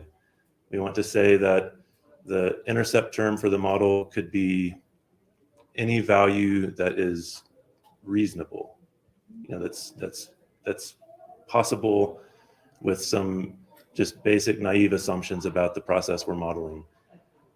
If we have previous studies that give us more information, we might want to constrain those priors even more. And this becomes really important in cases where you don't have a lot of data to inform a specific parameter. So in those cases, you might want to provide informative priors based on previous studies and previous knowledge. But in general, in Bayesian statistics, we're trying to start from relatively uninformative priors that are wide distributions that allow that parameter to be any reasonable value. But we don't want it so wide that it includes values that are completely crazy and unreasonable. We want to make it a wide range of reasonable values. And for the people that didn't understand this answer because of prior, tomorrow last session is really like a soft intro, like a hand-based introduction about what is a prior. And yeah, I didn't put too much emphasis on the fact that Bayesian is also about incorporating knowledge about the processes in general that is not data, but understanding about the fact that the population density can't be 1 million people per hectare. It's not possible. So you want to integrate that in the model. And we'll have a soft introduction to priors at the end of tomorrow. So that's going to be also for the online people and for people here. Okay, so it's time for our break. And so we have coffee in the hallway. So there's a couple more questions online. So if it's okay with everybody in the room, do you mind if I give a quick answer to these couple of questions online and then we'll take a break and grab coffee? Is this okay? So the two questions that we have online are both very interesting and good questions. So the first one is, how can we incorporate AI, artificial intelligence, or machine learning models into this type of a population estimation process? Do you want to answer, or would you? I have an answer. You on it. So my short answer would be that it would be really great to collaborate and compare machine learning approaches versus statistical approaches. Machine learning are really fantastic if you have lots of predictor variables and you want to just put them into the model and get good predictions. Statistics is great if you want to model the actual process. You want to control the structure of the model to represent the process, in our case, the distribution of people on the landscape, and uncertainty. So for us, working with national statistics offices on official statistics, it's really important for us to quantify uncertainty in a reliable way, and statistics is very great at this. And with machine learning, it can be a bit more difficult, although not impossible. So these are the trade-offs. And while we're pursuing a statistical approach, it would be great to collaborate with you and other people who are pursuing a machine learning approach to compare and see how we can manage those trade-offs. And just to add, the settlement maps that I'm talking about, it's machine learning. So we can also use input that are produced by machine learning into the model. So it's also the model itself. Our thinking currently is that it's because of the problem of the data, because of the fact that it's a sample, because of the uncertainty, we think that is way better tackled by a statistical process that adds information from the thinking of a human rather than just the data itself, because the data is biased. So our thought is that to compensate the bias, you need a structure. That's a bit the idea. But obviously, any input could be machine learning as well. Like everything that is derived from remote sensing can be processed through machine learning. So there's also collaboration in one. Okay, and then the last question from Walter is a great question to end on, I think, because it's a forward-looking question. The question is there a way of including seasonal mobility other than migration, which from a local perspective might be more useful? Because migration is usually referring to longer timescales, so like 5-year timescales.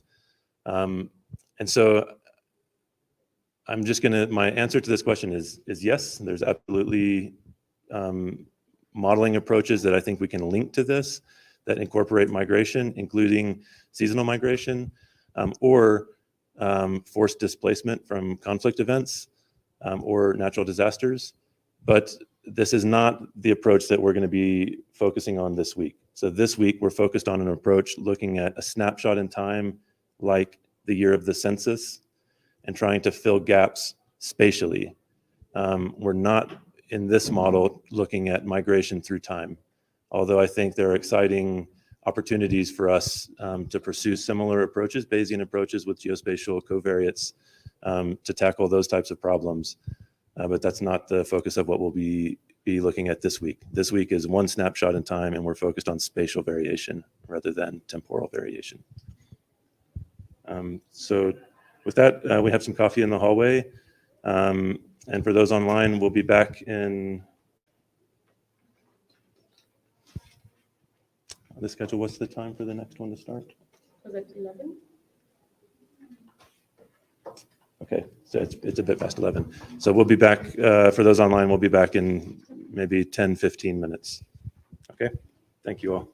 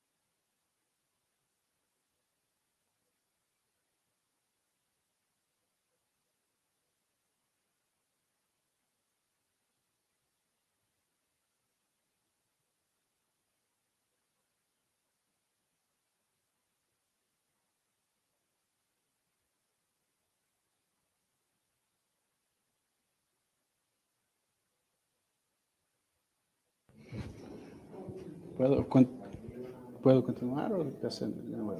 If you wanna empezar más. Sorry, I've just discovered the microphone was off. Sorry, I'll start again. The idea of the presentation is to show how valuable model population estimates can be for census and countries and national statistical offices.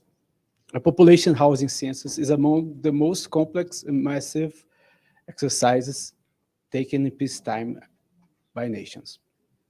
In most low and mid-income countries, the population and housing census is the primary source of data on the number of people, their spatial distribution, age and sex structure, living conditions, key socioeconomic characteristics. It further provides a comprehensive picture of housing and conditions in the country.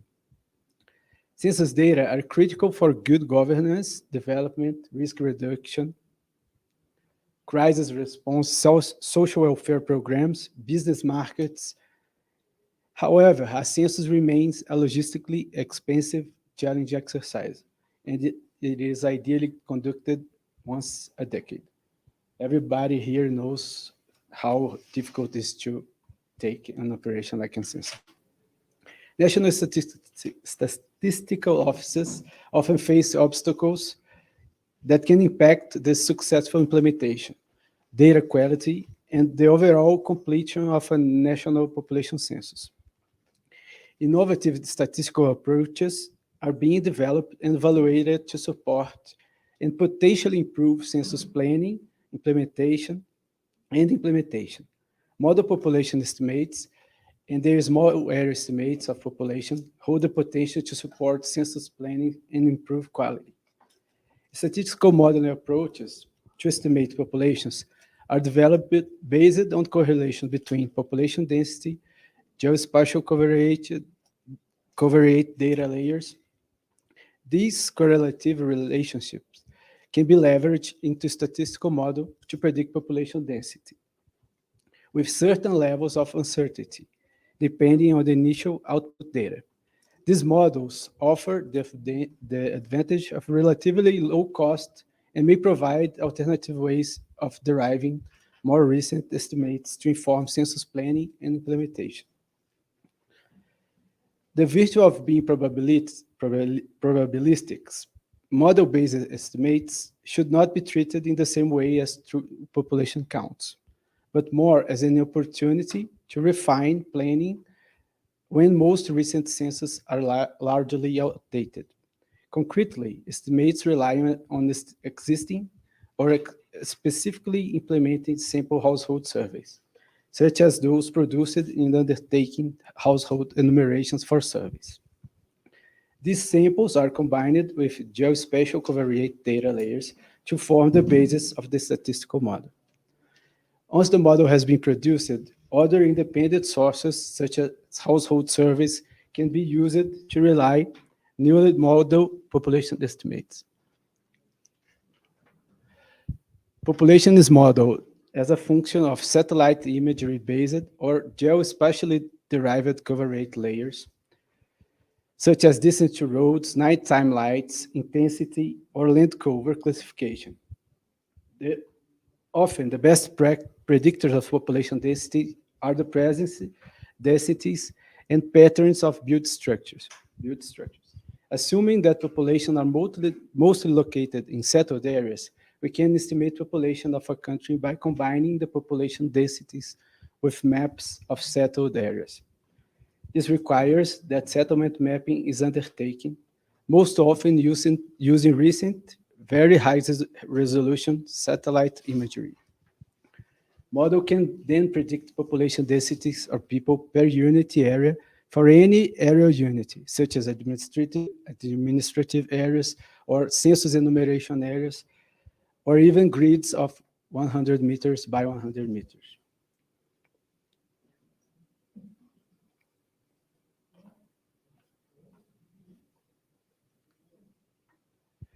Model-based approaches produces gridded population estimates with full national coverage. As such, the application of these estimates might be useful at different steps of the census process. Further, high-resolution gridded population estimates are produced. They offer the flexibility to aggregate grid cells to estimate population totals for any area, administrative units, health catchment, school catchment. That is invaluable for survey planning, humanitarian response, development planning. Although the population estimation methods are tailored to characteristics and data availability of the specific country, they have two broad categories, top-down and bottom-up methods. Population and housing census are the most important resource to produce accurate population data at the national and subnational level. These are typically undertaken every decade, and simple projections can be used to create subnational estimates in the intervening years. These data are typically only available as counts per administrative unit, masking small area variation and making them difficult to integrate with other data sets. Top-down modeling methods take a global data set database of administrative units-based census and projections count for each year from 2000 to 2020 and utilize a set of detailed geographic data sets to disaggregate them to counts for each 100 by 100 meters. Among the advantages of the top-down methods are they are consistent and complete estimates for the year 2000 for 2020 for every country, including breakdowns by age, and it maintains official population estimates or census counts at the administrative unit level, as well as adjustments available to match UN national estimates.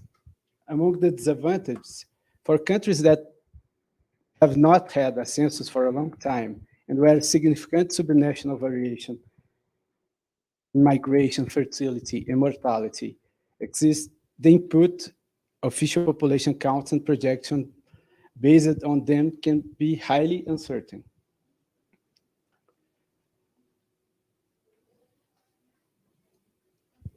Where little recent population enumeration data exists for a country and timely estimates that account for recent demographic changes are required, bottom-up approach is likely to provide more accurate estimates.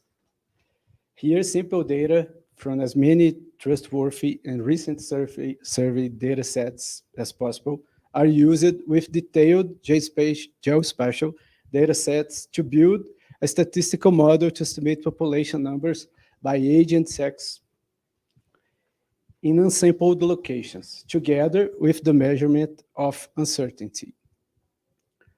This approach can also be used to fill gaps where few enumeration is not possible due to conflict, poor, or financial limitations.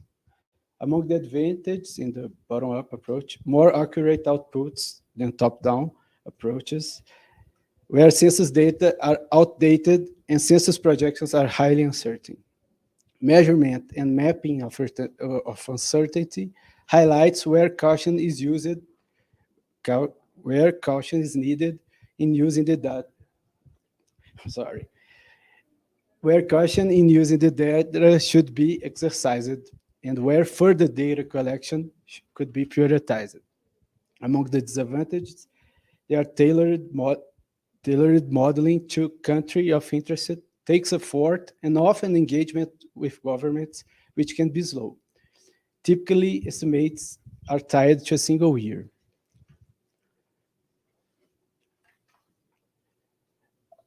Among the outputs, we will have population counts at the desired unit area.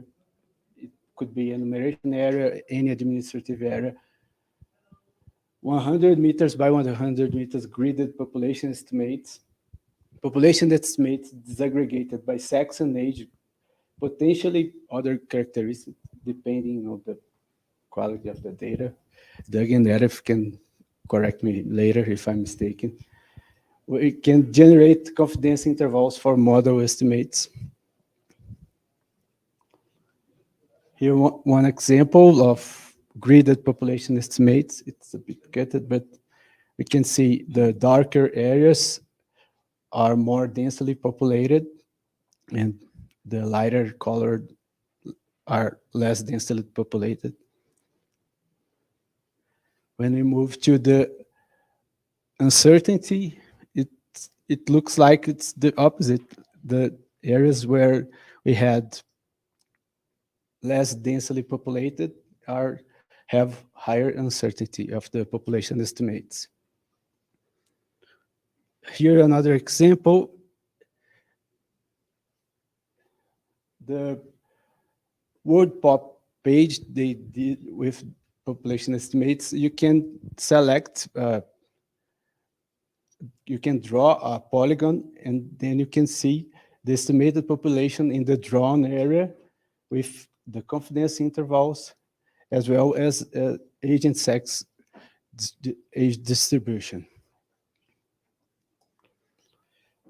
How valuable it is for census? We have prediction of population counts by sex and age in uncovered areas. It could inform census mapping, population estimates for countries where census enumeration is not possible, where parts of the country are not reachable for enumeration due to insecurity or inaccessibility, to estimate the extent of census under coverage, to estimate population distribution in the intercensal period. Results are important for updating national sampling frames. Regarding reliability, model estimates contain uncertainty, which can result in order of magnitude confidence intervals around the predicted population density. To date, there is no mechanism for deciding the level of uncertainty or whether it should be included in the decision-making.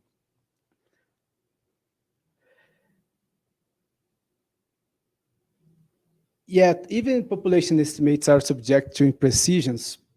They might serve as input for census planning and census cartography, substitute to enumeration in inaccessible areas, input data to update the master sampling frame, evaluating census coverage, anonymizing census results, integrating population and housing census with agricultural census.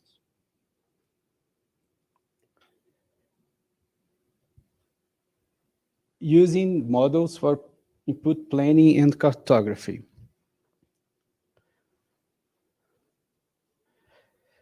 The planning process for census and cartography fieldwork fundamentally relies on population projections or forecasts by region, district, municipality, village, and enumeration area. These population counts inform resource allocation for the implementation of the census, including funds, allocated time, and individual census stages, personnel, and operations.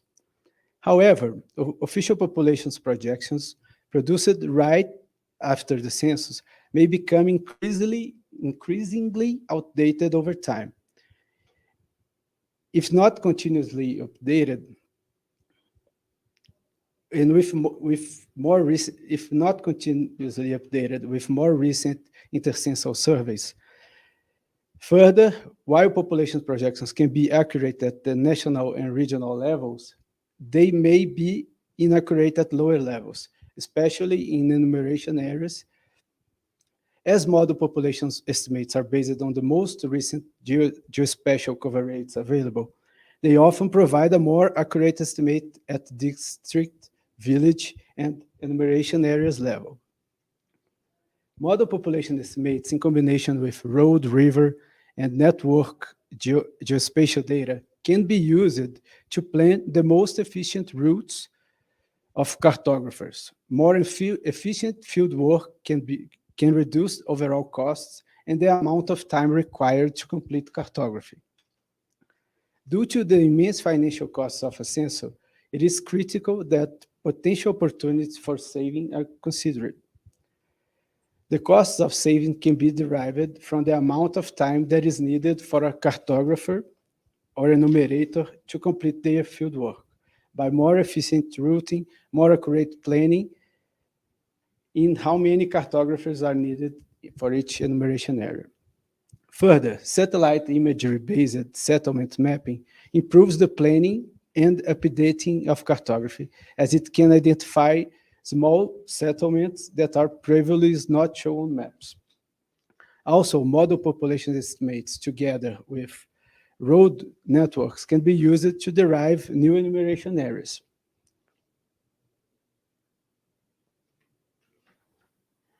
How to get provisional figures of population of enumeration areas or supervision zones and administrative units. In the traditional approach, previous census serves as basis of the provisional population figures for enumeration areas, supervision zones, and administrative units. Among the challenges, the decennial character of the census, previous census is outdated.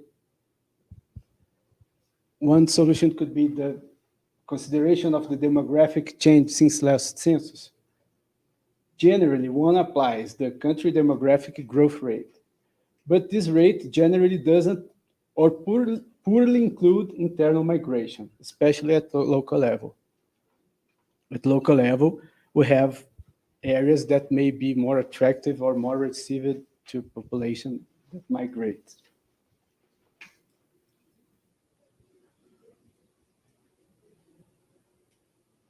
The model population estimates can serve as provisional figures of population of enumeration areas and other administrative units. Model population estimates are based on the most recent satellite imagery and geospatial covariates. Satellite imagery identifies new settlements and build-up areas, also abandoned places. Based on imagery, building footprints and settlements extends and new built-in areas can be extracted.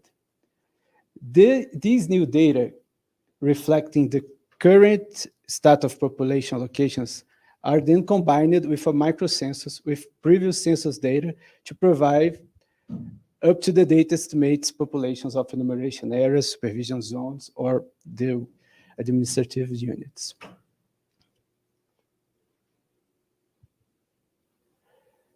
Here we see an example of the gridded population used to converted to the household numbers in cartography planning. This is from Lusaka in Zambia, if I'm not mistaken. These are the counts of households in each grid. And here the estimating households number was used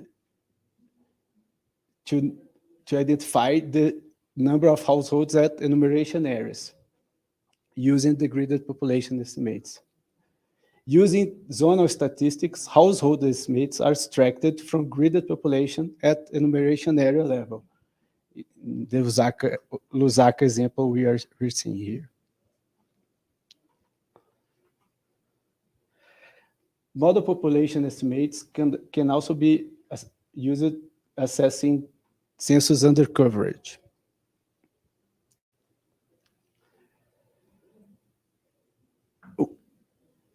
The example of the 5th census in Burkina Faso. Conducting a census sometimes faces security access challenges in certain parts of the territory, with no possibility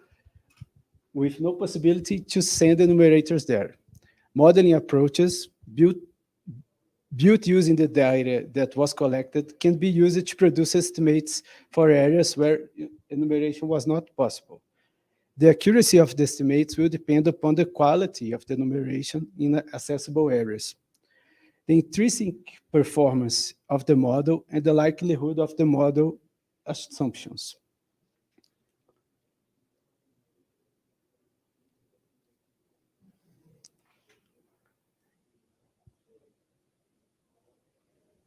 In Burkina Faso, this is the example of areas that were totally or partially not covered municipalities totally or partially not covered in their 50 census.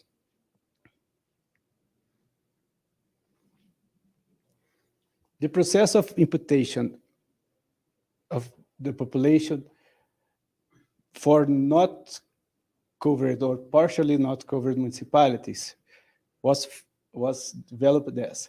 First, the model was developed for the overall country. Then, accuracy of the model was assessed to make sure it performs for the overall country. And then we have to derive the estimation for not or partially covered municipalities, which are then considered as the population of these municipalities.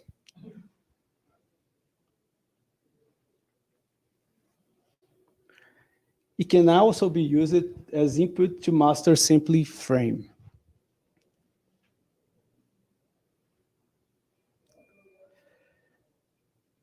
Once census data are validated, a master sample of enumeration areas is generally drawn from a census database. The sample is used during the intercensus period to conduct major socioeconomic and demographic surveys of the country. The parameters of the master sample tend to deviate from that of the population over time, due to population growth and change and its spatial changes in its spatial distribution. Depending on the type of the cartography from which initial census sample was drawn, graded population estimates can be used to update the master sampling in two ways. If cartography was digital, one can update the master sampling frame by updating population of the enumeration areas to graded estimates. If cartography was not digital, updating populations of the enumeration areas to graded estimates cannot be applied since enumeration areas boundaries would not be in the numerical format, and it would be not possible to overlay gridded population layers to the enumeration areas layers. In this situation, we would be able to advise drawing a new master sample from gridded population, considering each grid or group of contiguous grids as primarily sampling units. This second strategy is an improvement of the well-known area sampling, since in this case, we have a more accurate estimate of the population in the area.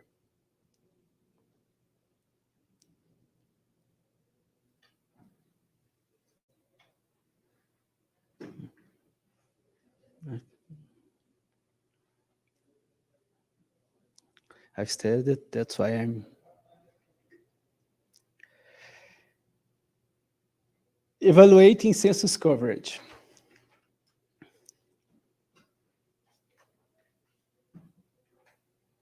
Generally, after enumeration phase, census coverage is usually assessed through different methods and data sources: demographic projections, civil registration data, health data, education data, which might include the implementation of a post-enumeration survey. With geospatial population estimates, we have at our disposal an additional source of comparison for geospatial population estimates to serve as a source for census coverage assessment. The estimation should be conducted using data from enumeration areas with perfect coverage and good data quality. Once again, geospatial estimates should be considered only if model performance is high and the underlying assumptions are realistic.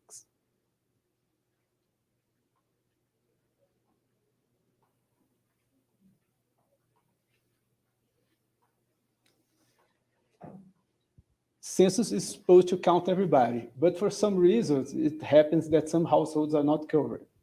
If the reasons of non-coverage is related to accessibility, then areas, localities that are not reached are known and methods explained previously can be applied. But sometimes some households or areas are omitted during the enumeration just because the job is not well done.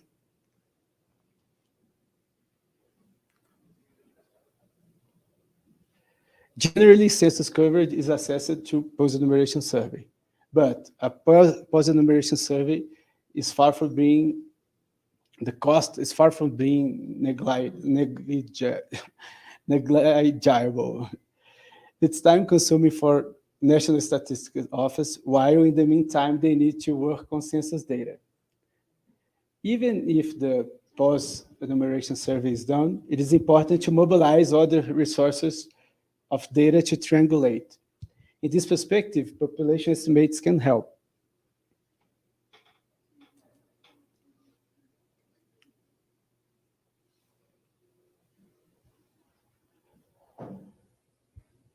Preliminary steps. Start by overlaying GPS coordinates and households and current recent satellite imageries to identify undercounted areas. Exclude all enumeration areas that were not fully enumerated, belonging to the undercounted areas. Make sure that the remaining enumeration areas are statistically representative in each strata, region, place of residence.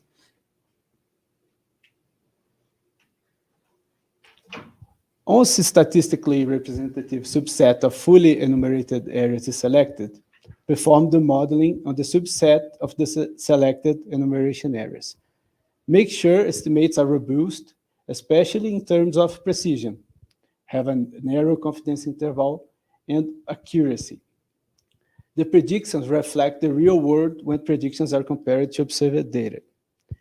Then compare the estimated population confidence intervals to the population observed in any given administrative level and identity. The use for anonymizing census results. Statistical methods can be used to anonymize census data set. Individual observations can be aggregated to gridded high-resolution population totals using GIS software and statistical methods. With such methods, the observations, administrative totals by 100 meters by 100 meters resolution, and thus create an anonymous data layer usable for government, for decision-making, for survey planning, and for the general public to use it if publicly released. Model population estimates are typically produced at the scale of small grid squares, a format that is particularly useful as they provide decision makers and data users with the flexibility to aggregate population estimates into different spatial units. They can be aggregated over various levels of administrative units, but also over aerial units that don't follow administrative boundaries, such as hospital catchment area. This enables integration and analysis of a range of other spatial data sets that are not possible using standard census counts mapped to administrative boundaries. The model datasets do not, however, replace the need for a full census, which usually includes a more precise and more comprehensive collection of demographic and socioeconomics, as well as population and houses. In absence of census, it could also be used.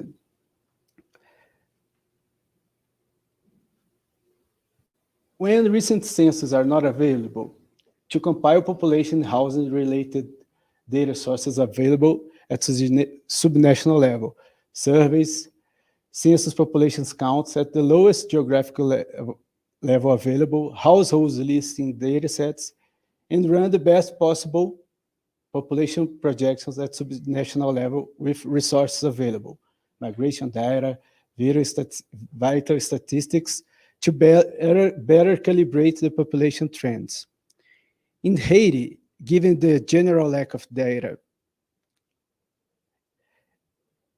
at subnational level available, especially data from household listing run,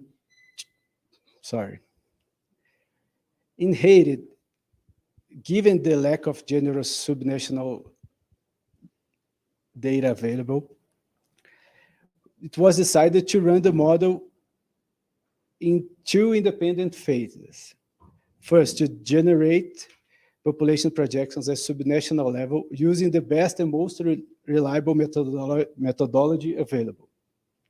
Constant share for population estimates mixed with weighted growth rate to generate population by sex and age group.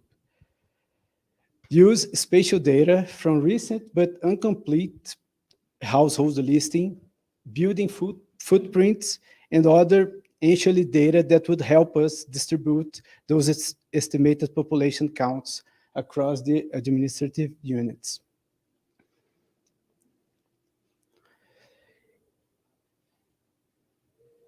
In the case of Haiti, recent household listing was available but did not cover the entire country. Hybrid spatial modeling combining filling the household listing gaps with building footprints. It was necessary to cross-check the model. It is necessary to cross-check the model with recent listings from other data collection activities to ground truth model estimates.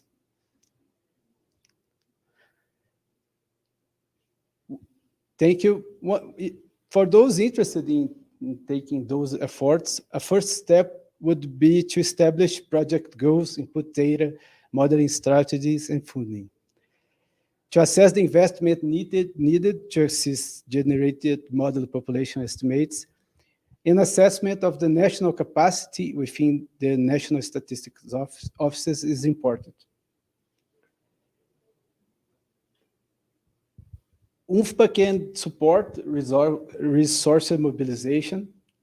Financial resources will be needed to enlist the support of specialized researchers from specialized researchers. Thank you everyone for your time.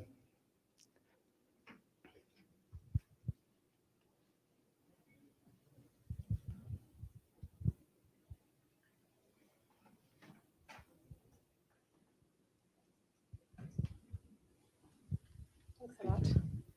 And I think that, oh, you have a question maybe? Yes, I have three questions. So one sec. One from myself and another from David Sanchez from the National Statistics Office in Ecuador. So David is asking us, what is the experience of National Statistics Office in the implementation of a national statistic graded, a national statistic graded? I don't know what he means. Like Grilla Nacional de Estadística, in the implementation of a Grilla Nacional de Estadística, is the first question. And what discussions the National Statistics Office have about the modificable area unit program and how this affects the use of the statistics, official statistics for the application of public policy. I don't know if it's clear. It's not that very clear for me, but if you want, we can also ask for more details to David. And I have another question from myself, and it's, what do we do if we have data of satellite imagery from different years? Because how do we account for that program? Because in Ecuador, we have most recent data just for the urban areas, but we have satellite imagery from, I don't know, 2018 and 2017 from the other areas. So I think that we should take into account that in the model and do something about that, right? So how do we take into account the year?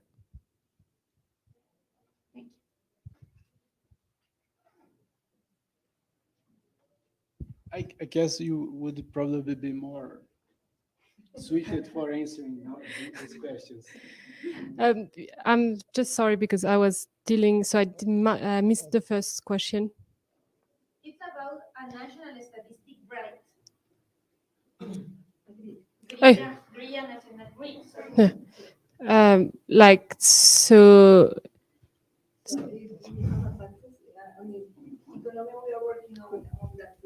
I don't know if you want to talk about a little bit. Yeah, of course. Right now we are researching on implementing a grid in Colombia, but it's preliminary research about how to choose build or generate a new grid for Colombia. But currently we don't have a grid, a national grid implemented by DANE, but other entities such as Address for All, OpenStreetMap, entities like that, like those, are implementing their own grids for Colombia and also for other countries.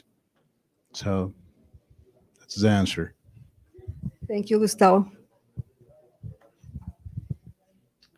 And I think I can spend slightly, I don't know, I'm just looking what you have. I think I'm going to use this one.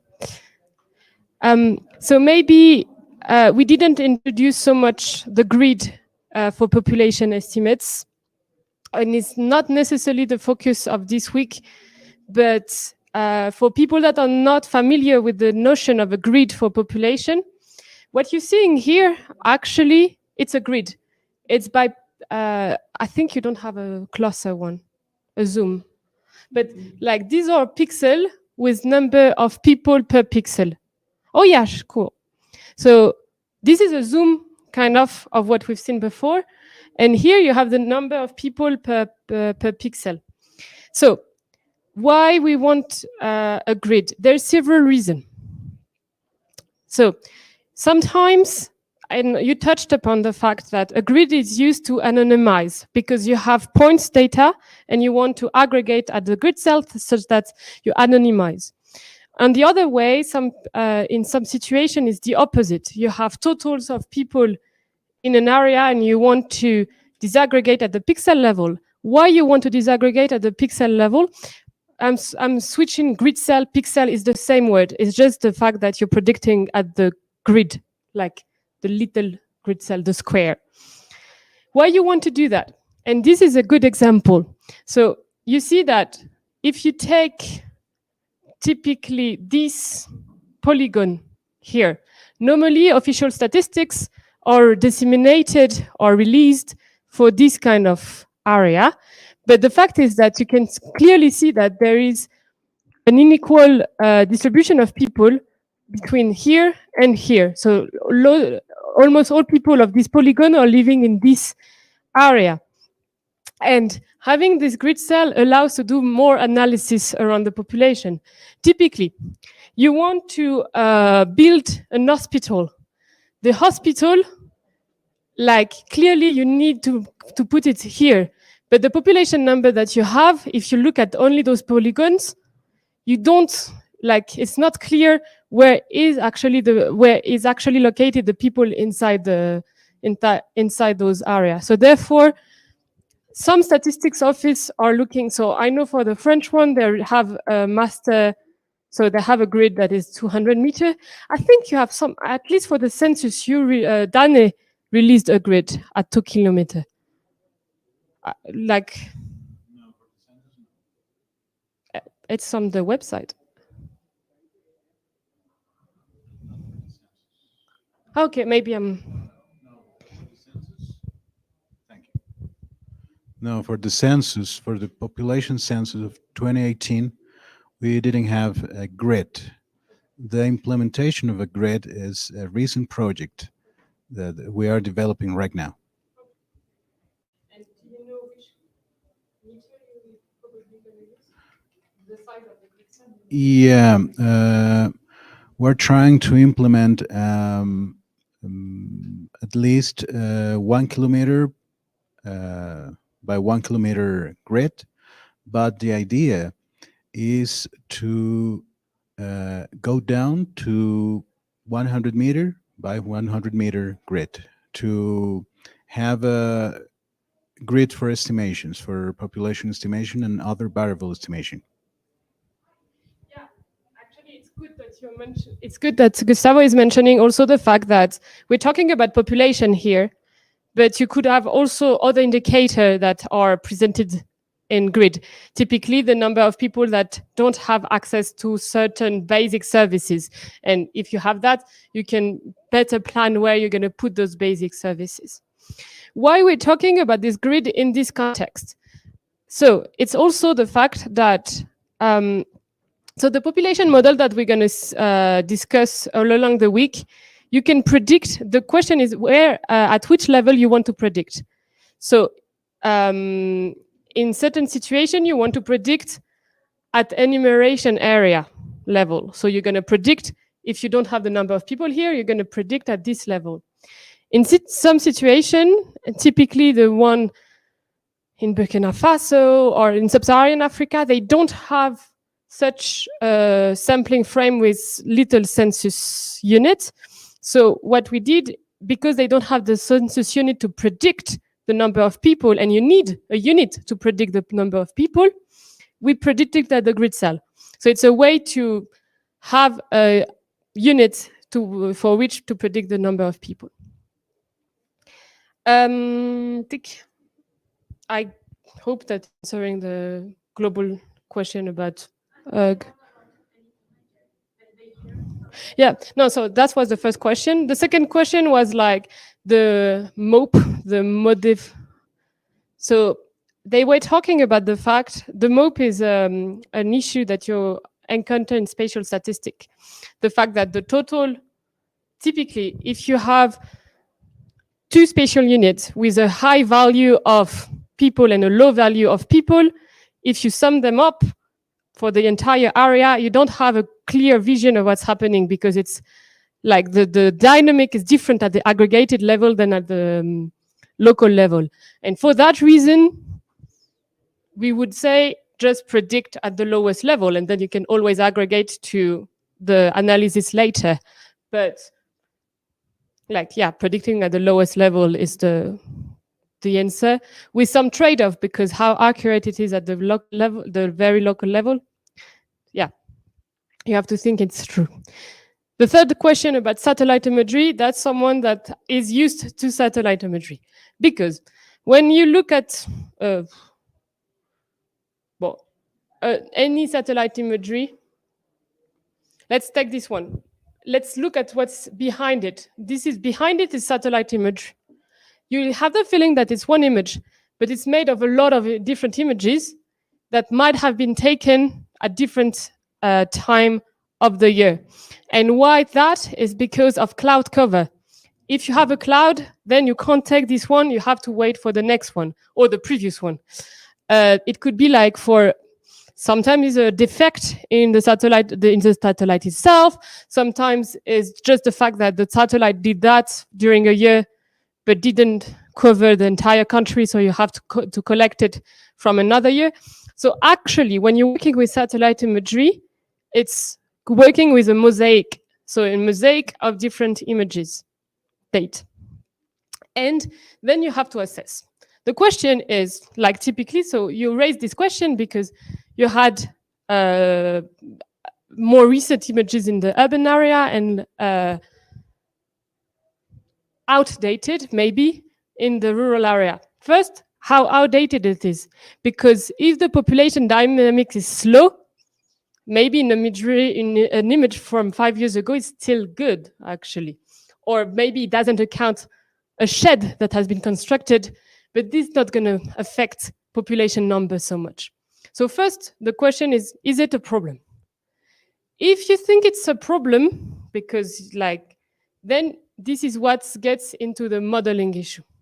And so you can tackle it. One of the issues that we have, and was pretty tricky to get out of it, is to predict population in Papua New Guinea, because it's not even an issue of like the year, is that some buildings are not even detected under the tree canopy. And so the methods here, you will see it's really based on the settlement, the buildings.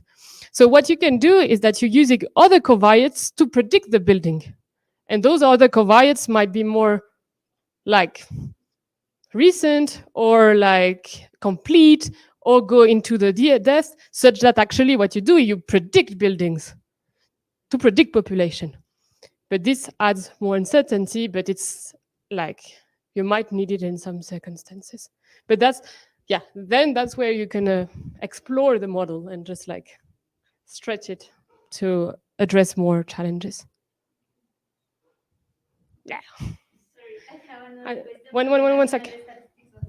Okay.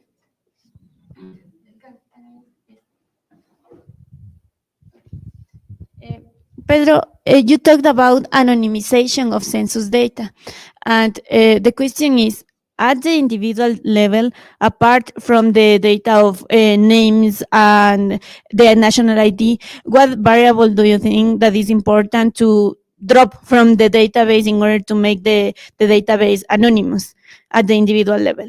And at the geographical level, what is the smallest area that you think that is suitable to present the data in order to consider the database anonymous? Because, for example, if you show the database at the smallest level, like the block level, you can easily identify houses and buildings. So what is the best level to present the data at the anonymous with what are the variables, and at the geographical, which is the smallest level?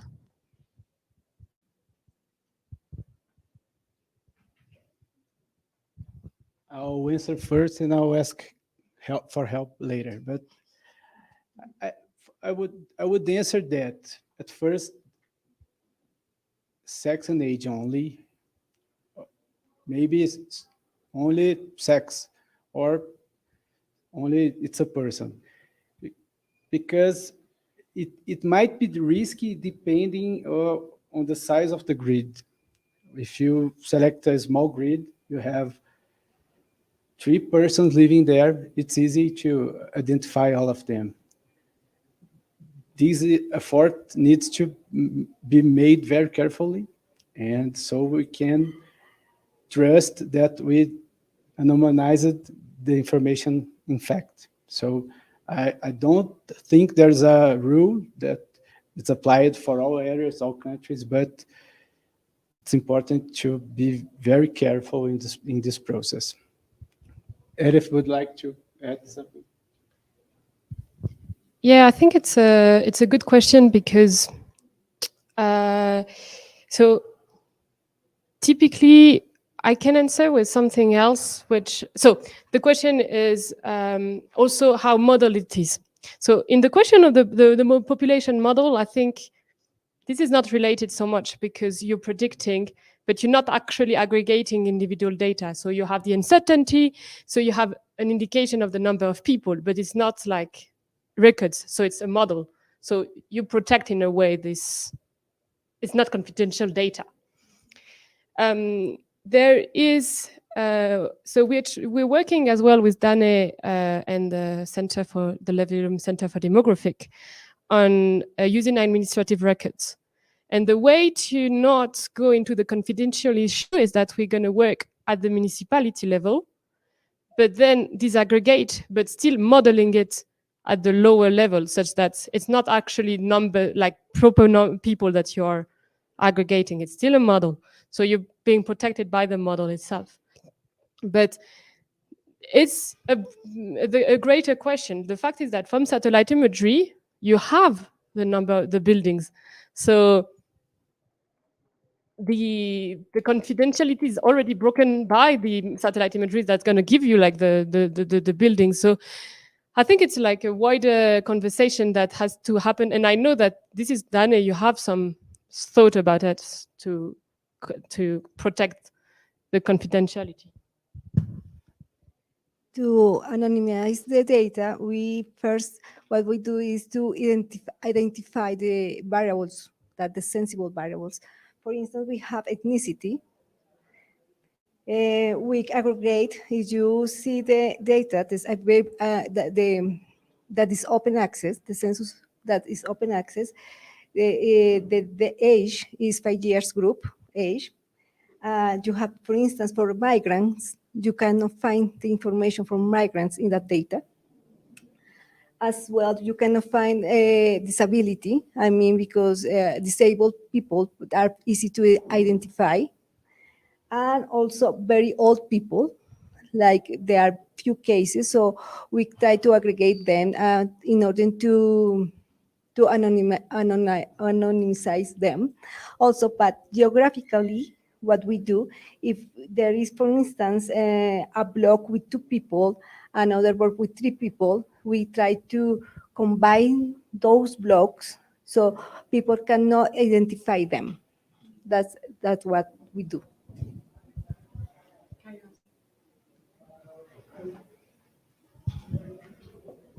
I would just complement with the example from Brazil. It was not exactly with the modeling, but previously Brazil has a project to produce grid information from the population. So he did this and published in 2016. The total that was published was the total population, open by sex, but the criteria that they used to publish and not identify, because we work there with the enumeration areas, like the census blocks. So these information are available for everyone, but when we're working with the grid, you're gonna have more sensible data. So what we did is actually to produce, to like Lina said, we group by, so the control was actually the size of the grid. So for the rural areas, we use 1 kilometer by 1 kilometer, and then in the urban areas, we use 200 meters. So the criteria was the size of the grid.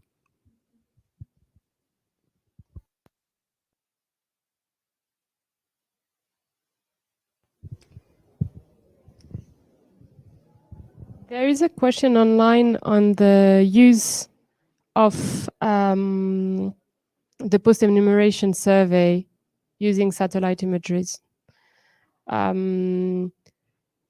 So maybe, do you want to come back to the link between post-enumeration survey and satellite imagery-based model? I guess I didn't understand.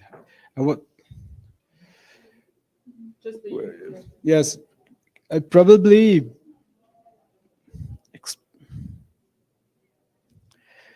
when I was talking about post-enumeration survey, I was mentioning that as another way of measuring census coverage, not as another use for the model of populations. I probably didn't make myself clear at the time, but post-enumeration survey is another kind of strategy to identify census coverage. Can you add on that? Yeah, I think that's around validating the census. Caio's presentation might be the most appropriate, because that's when, so Caio, that's going to present this afternoon around IBGE, so the Brazilian Stats Office experience with the model. So it's not to replace the post-enumeration survey, but it's just to validate or control the ground information to see if they need to send another survey team to cover the area in kind of real time. I don't know if the end you managed to do that. Probably, maybe not. We'll see. But stay tuned for this afternoon, because that's going to be really around like how to integrate population model within a census preparation and validation.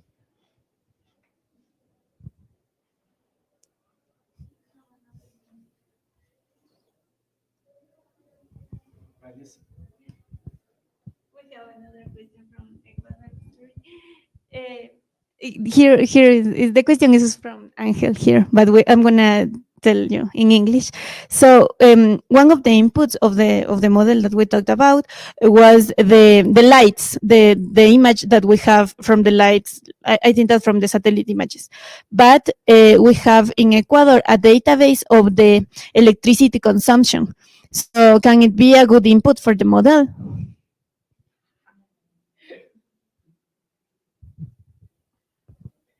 So this is an excellent question, and in Brazil they used it. So ANEL, it's called ANEL, and they used something similar, and they had an issue with it actually. So we're going to discuss that tomorrow. It's going to be about data, and so I'm going to present some things that have been used, but the idea is to open up such that you can also discuss the data that you have and how it can be used, such that we exchange around that.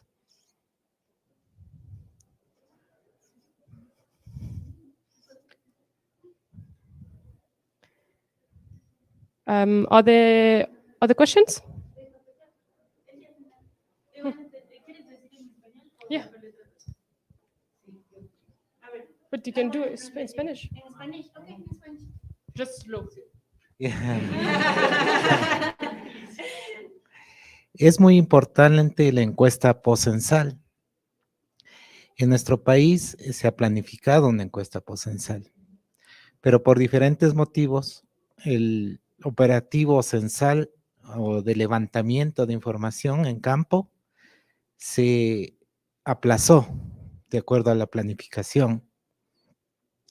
Entonces la postcensal se fue posponiendo.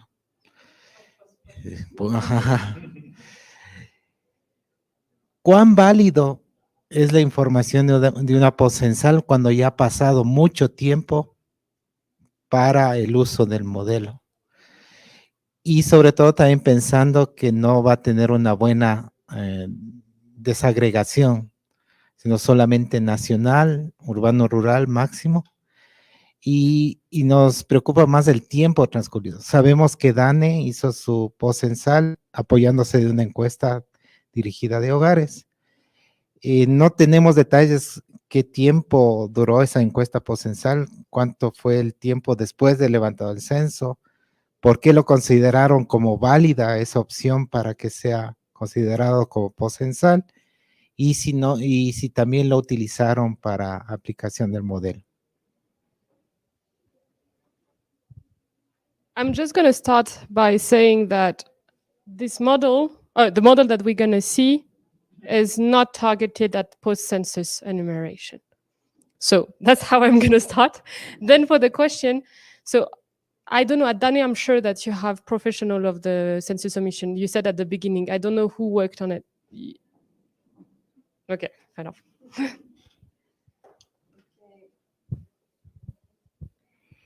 Okay, about the time, we did the potential survey, like almost 15 days. Is the start of 15 days or a month after we finished the census. It was at the end of the year 2018.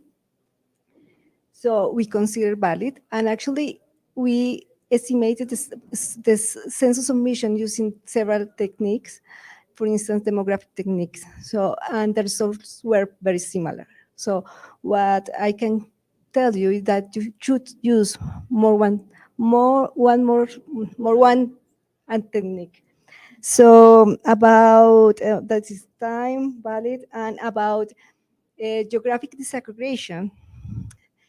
We, for instance, with the dual system method, we have very coherent results for the national level. But when we got down for the department level, we didn't have any, we didn't have good results. So for instance, I think these kind of surveys are very useful when you have all the country. But if you go down to a more disaggregated level, they are not going to be super useful, okay?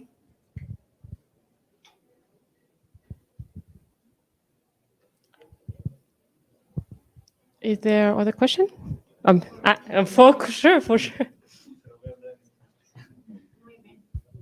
Ok, voy a hablar un poco español, inglés.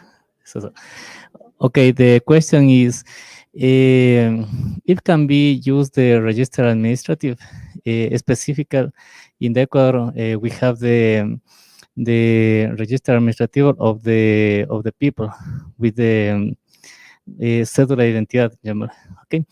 If this register administrative complement with the model of the census can be used, or is not adecuado?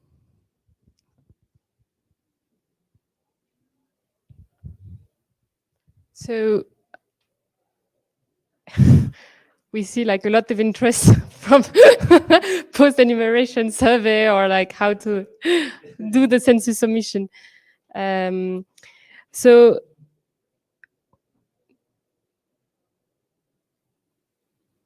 okay, I have questions, but well, just one question. Do you collect the cedulas of the census people? You have it. Okay. Well, that's very interesting. So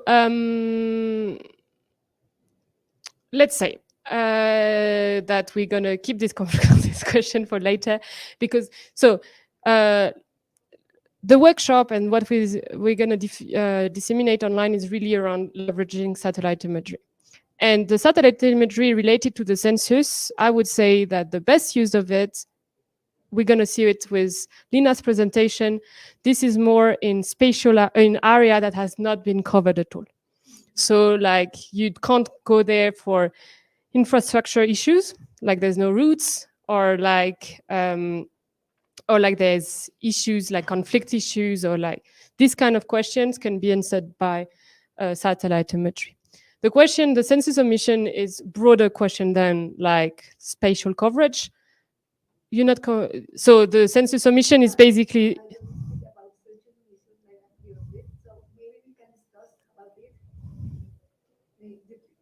yeah. So for census submission people, wait for Lina.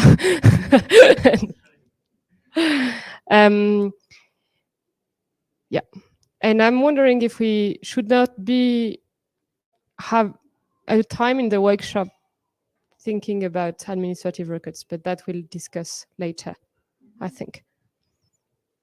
Okay, is there other question around population estimation from satellite imagery?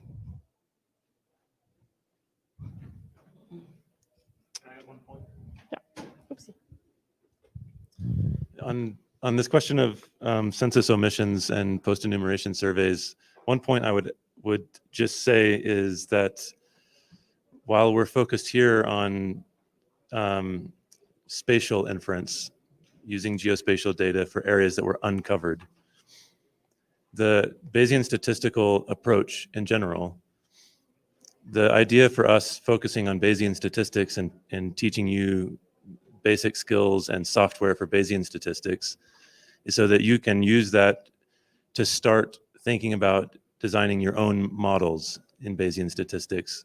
So like Edith said, we're not focused here on census omissions in terms of having a census and a post-enumeration survey and then estimating omissions in that way. Bayesian statistics as a fundamental skill is still very powerful for developing models for this purpose. And so that's part of what we want you to take away from the workshop is the fundamental skills and knowledge of the software that's needed and the coding that's needed so that you can apply it to other challenges after the workshop, even though that's not our primary focus this week.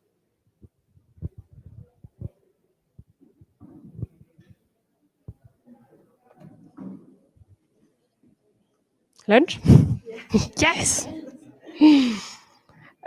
So we're still on the 1 hour 30 lunch. Yes, 1 hour and 30, I think. So we come back at 2. At 2.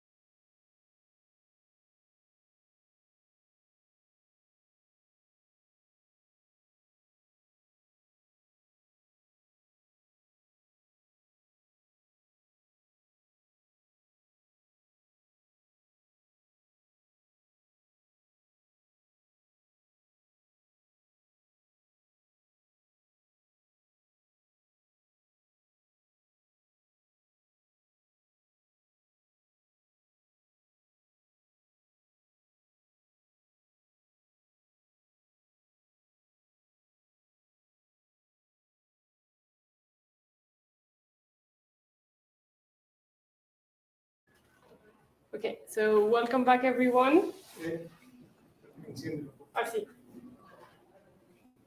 Welcome back, everyone. I hope you had a good break. So we're starting this afternoon with different examples of population models that have been implemented. And Lina from the Dane office, from research in charge of the research at Dane, will present a work that they have developed in relationship with Douglas in 2019 already. Yeah. That started in 2019. That is one case of the use of the model, and you will see that this is the case that is to fill the census gaps. And Lina is going to describe how they did it. Thanks. So in 2019, Douglas came. He was part of the team of the World Pop, and we developed a model to estimate census mission in an area where the collection method rutas was the collection method we use. So I'm going to explain also what rutas is during the presentation. So first, Sorry, can you use the microphone, please? I'm using this one. Ah, okay. Yeah.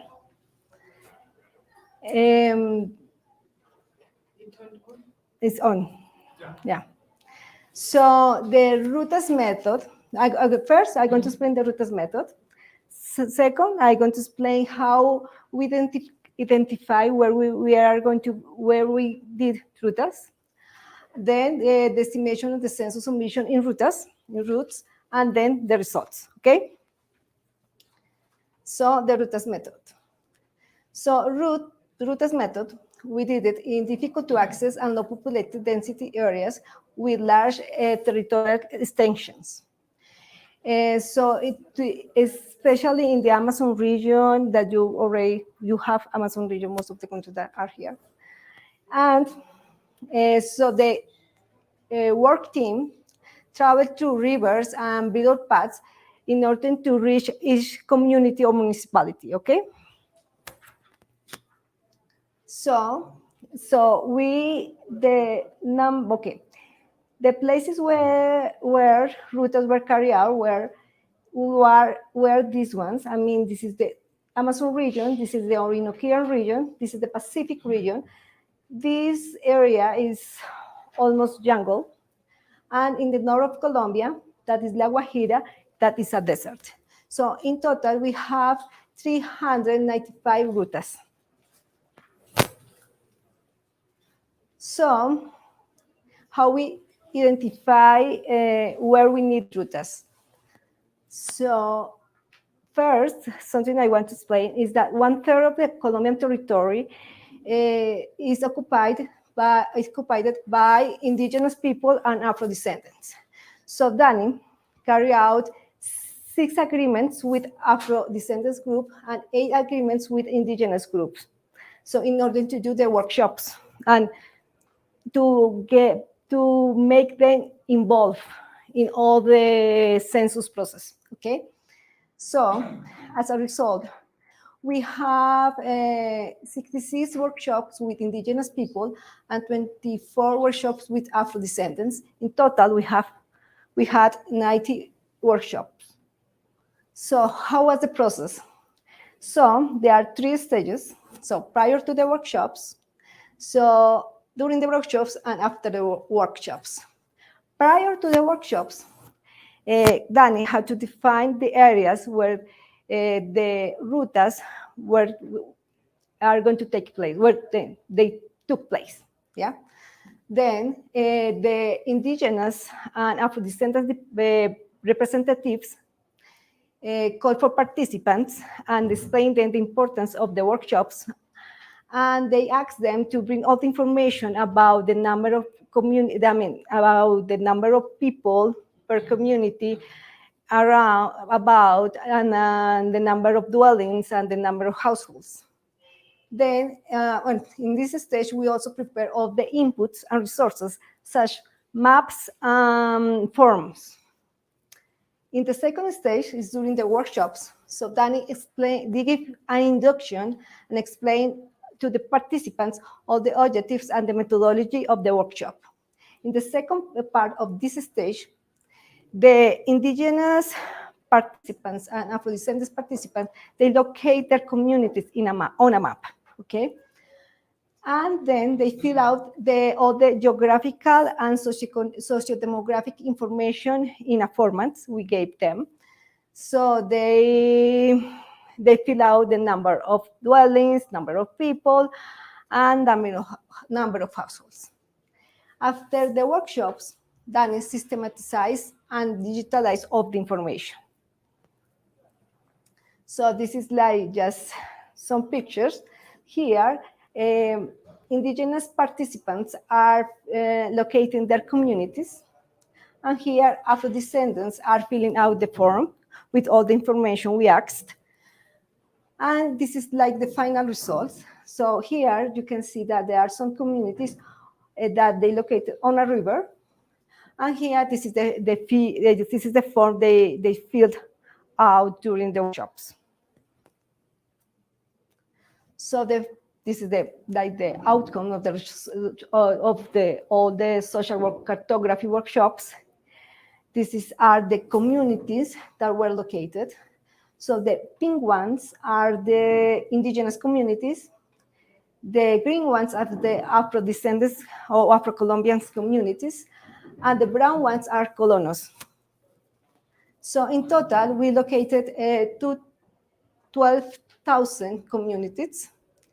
And all the information that we got from the social cartography workshops, that the expected number of dwellings and the expected number of people, plus all the information we got from the 2014 agricultural census and the municipal development plan.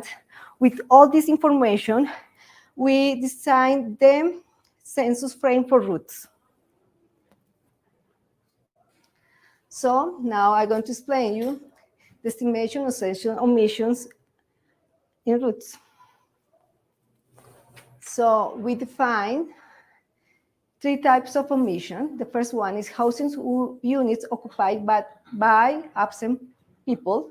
So we went there and nobody was there. So nobody opened the door, okay? Subenumeration of people in the housing units. So it's when a person opened the door and fill out all the survey, but the questionnaire, but a person was missing. And the omission in incomplete and no visited areas. This is the one mostly happen in these very difficult to access areas like Amazon region, Orinoco region, and Pacific. And it happens when the operative does not cover an area. So we couldn't reach people in an area. So the methodology we chose was the hierarchical Bayesian model with geospatial variables and community-based information. So when we developed the Bayesian model, we estimated the number of dwellings. We designed a model for the number of dwellings, another for the number of people. The information we used during this work was 3 sources: the 2018 census of Colombia, the community-based workshops information that we have. I already told you number of dwellings, number of households, and number of people, and some geospatial variables. These are some examples of the geospatial variables we used. So this is like educational institute density, night lights, road density. So with this information, we developed the model. So for a Bayesian model, you need units to train the model. So how we chose those units. So in that time, we have a viewer, that data tracking viewer that we called GeoVisor. So in this viewer, we have green areas, orange areas, and gray areas. So here, okay, here I have the example for the urban areas that we call UCU, that urban coverage units, and the rural areas is is UCR. So the green areas. For the urban areas, it was the number of buildings, registered buildings higher if we go to the census and we register a percentage of buildings higher than the 90% of the reference numbers of the census frame, we say this is a green area. I mean, it's the same, but with the rural areas, but is based on properties, no buildings, okay? We have orange areas, so the number of registered buildings in the census was higher than 0 and lower than the 90% of what we expected. And the gray areas, we didn't have any information at all. So in total, for the rutas area, we have 508 green coverage units. We use these 508 to train the model and to predict the population on the orange and gray units. So these are the variables we use in the models. I just want to highlight the most important variables that were remotely census coverage of buildings and community estimates of buildings. And yes, this is Douglas when he was kind of younger. Poverty index, those were the main variables we use. So this is the model. So here we have population. Its distribution is a Poisson. This is the average. This is the number of dwellings, and this is the density per dwelling. So it's the number of people per dwelling. So the number of people per dwelling, with this, the distribution was a log normal.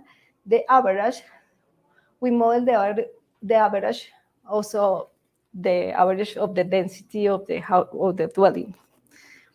In this way, this is the number of buildings, yes. The distribution is a Poisson. This is an area. So this is like the building density. The theta is the building density. It's also, we model it with a log normal.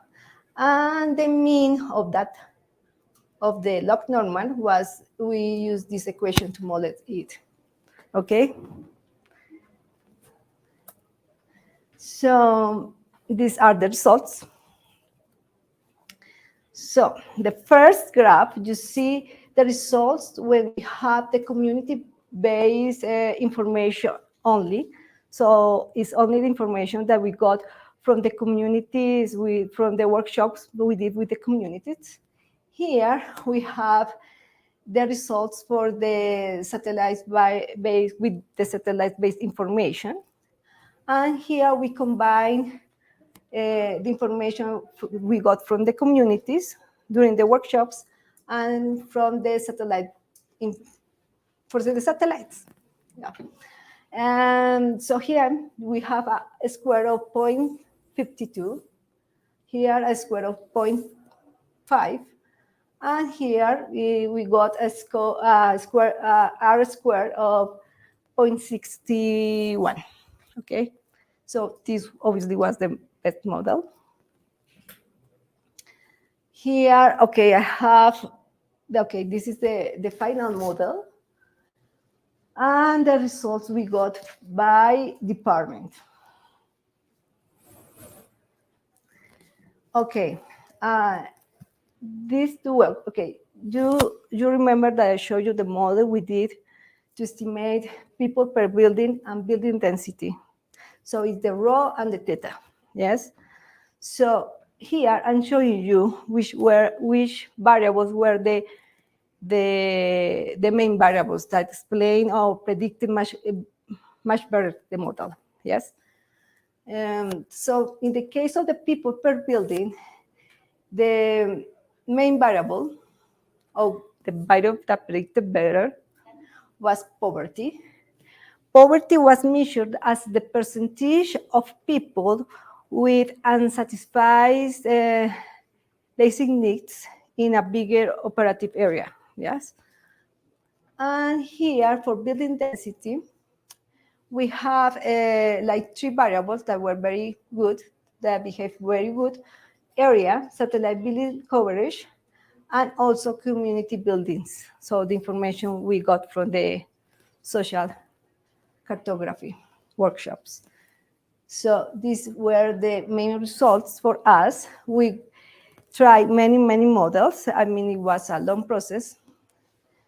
And I want to thank the United Nations Population Fund, the German Aerospace Center, World Pop from the University of Southampton, and finally the Leasure Center for Demographic Science of University of Oxford. If you have any question, Bob. Can I just...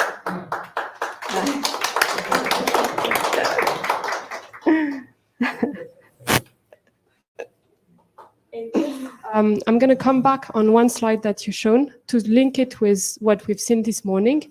Okay. Because on the model part, this might be slightly different notation, but you recognize here the same logic, which is people, population density, that here they call rho, and H, the building count. And here you have the population density that they model with a log normal and with some random effect. D is department and municipality. So here, I think you didn't include like any settlement type because No. it was rutas. So there was no rural mainly. So no. So no types of because it's the same settlement, but using departments and municipality as like a way to do the global variation and the covariates that Lina mentioned and described. And this is an interesting case because they didn't stop here. They decided to model the number of buildings. So the model that I've shown this morning, the number of buildings was observed, but here they decided to model the number of buildings. And I think, so I don't want to step on your presentation. Okay, the reason was, the reason was what? Because I know people exaggerate, I mean, indigenous people and Afro-descendants exaggerating about the number of buildings, yes, when we did the workshops. So that's the reason why we decided to develop. That's the reason we decided to develop a model for the number of buildings. Yeah. And so I know from discussion with Doug because I didn't work on the model, but the fact is that it was really interesting to see that, and I mean, I'm just repeating what she presented, but the fact that the buildings, from satellite imagery, you had an image that was informative but not enough. From the social cartography, you have information, but it's not enough. And by combining the two together, and here, I think you better placed than me to tell us how you combine them together. But this part is combining information from the social cartography and information from the satellite imagery.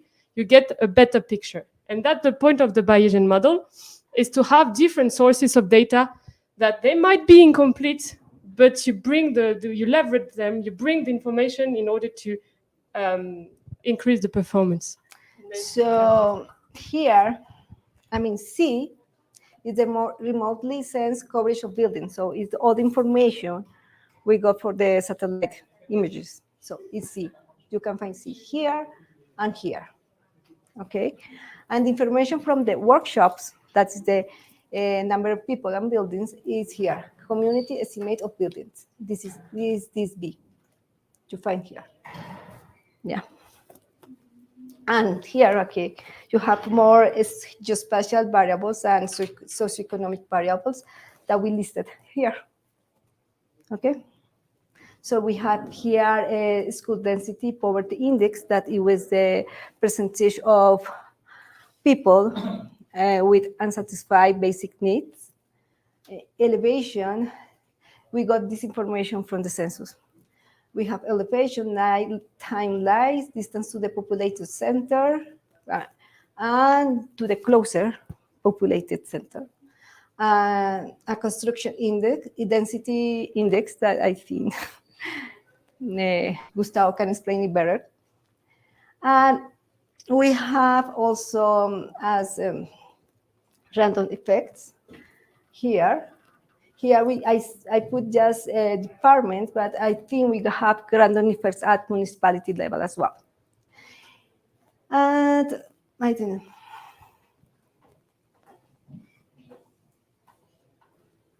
So, can you also check the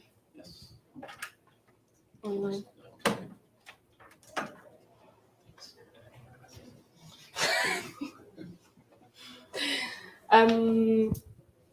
So I don't know if there's any question, because probably, yeah, Ecuador has question. It's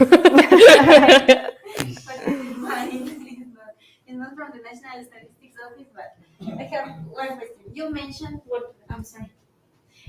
You mentioned the three sources of census omission: housing units occupied by absent people, so an enumeration of people in the housing union, and omission in complete and non-visited zones. And we kind of know where are the different sources of census omission, right?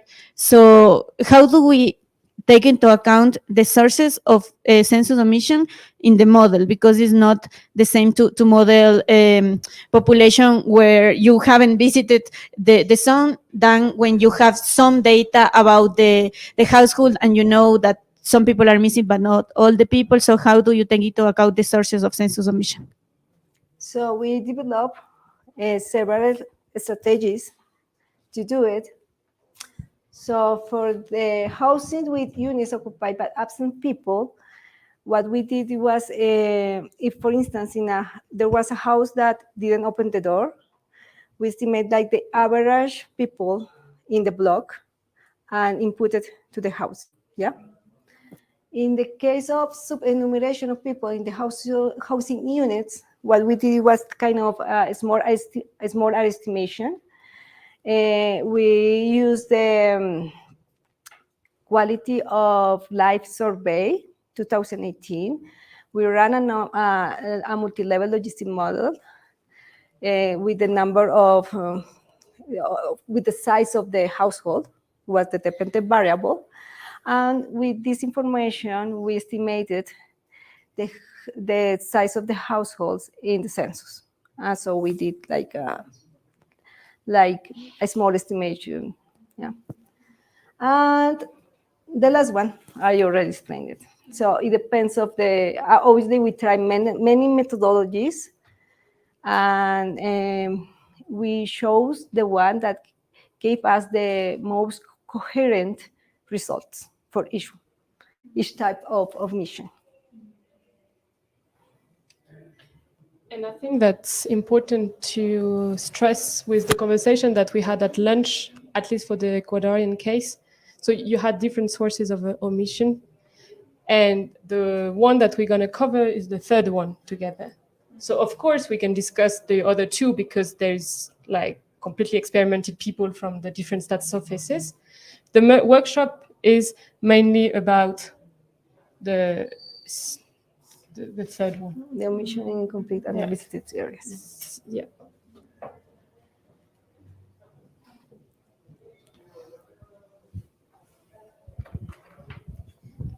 Okay, so we have one question from the participants online, and this one is from AG. It says, thank you, Lina. Can you please go back over the covariates, and specifically, can you explain how the poverty index was defined? And AG is asking at the building level, but if you could just explain how that poverty index was defined and at what yes. level. Do you have a marker? There's one by the whiteboard. Okay, yes, I see it. So, okay, we have, for instance, we have here a route. I mean, say that this is a river. This is a route. So route were divided in areas, in zones. Yes. So the route, the route that is all this area. I mean, this is a river. They go, but it's actually is all this area, but divided in small areas. So we have the information of the census from some of these people. Okay. So what we did, because we had already in that moment the information of the census, we estimated the percentage of people with unsatisfied basic needs. Okay, but we use the information that we got from the census.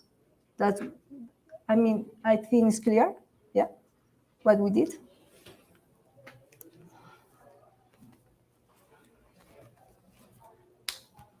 I'm sorry, because I have a question, but it's because the idea is that the area where you don't have the census, so how do you? Yes, I mean, because here, I mean, for instance, here we didn't go. Yes, so we don't have. So this area, and for instance, this area, they are part of the 508, I think, green areas. Green areas. Yes, and these two, for instance, are orange. This one is orange, and this is gray. So we got the information for here and here and here and here. And here, you have any, I mean, you still have some information. Maybe you didn't visit all the complete area, but you have some information. Yeah.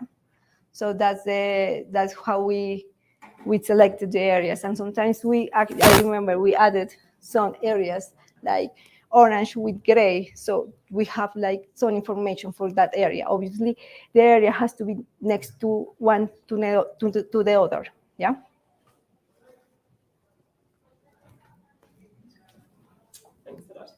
I asked this question because you understand that, and we're going to repeat and repeat, but for the population estimation, the idea is that population is incomplete, but the covariates that you're using are complete. Yeah. So this is very important. Like, you need to find covariates that are available across the area where you want to predict. Yeah. Is there any question, follow-ups? You said that they should be available on the areas that you're going to estimate, but with which disaggregation? With disaggregation with the model? So the question is this. I'm repeating the covariates. So the covariates needs to be available in the area where you want to predict, but with which spatial precision? And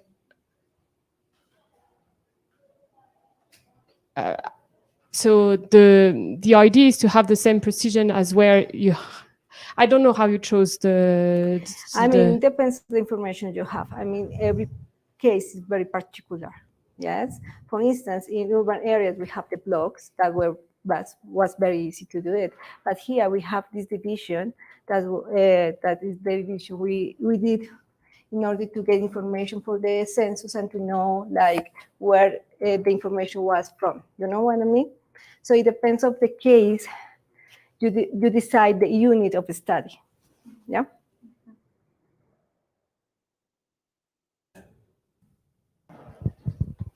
And just to add to that a little bit, if the data that you have, like if you are trying to make a prediction at the census enumeration area level, but you have a covariate that's only at a municipality level or a department level, that covariate might help your model make better predictions, but it's not going to give you the variation that you need among enumeration areas.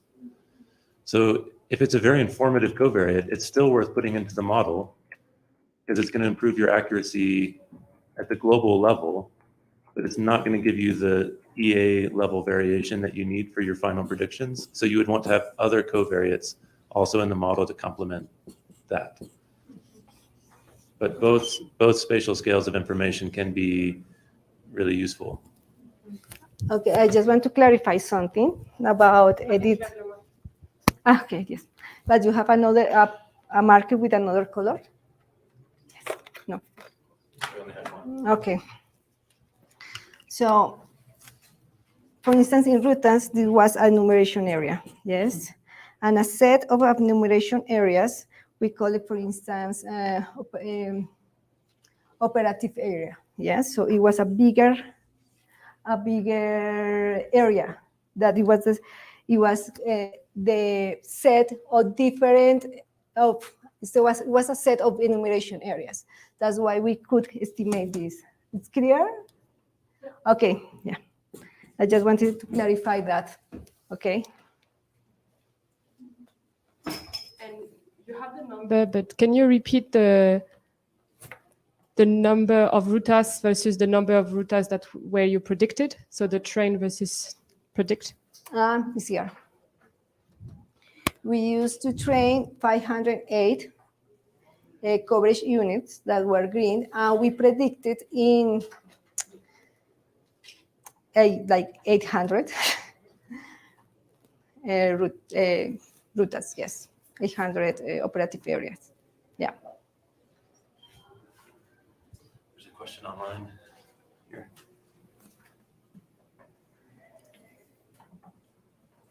Can you read the question back so they can hear?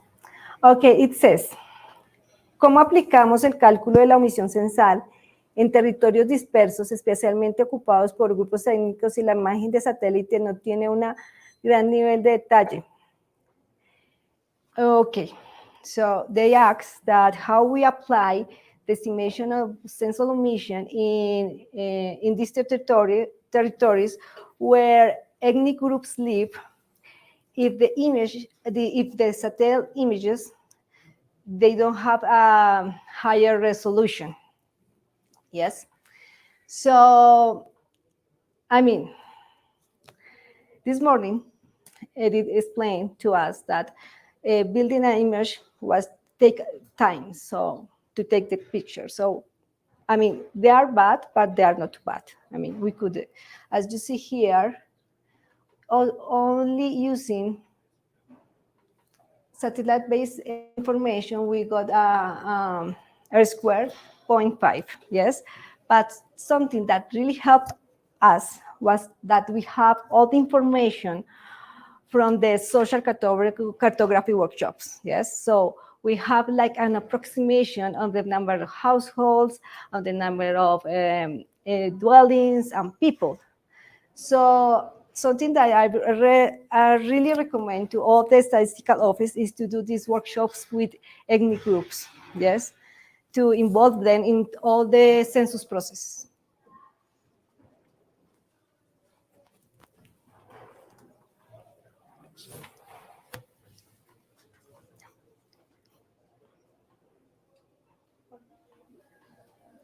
Is there any other question?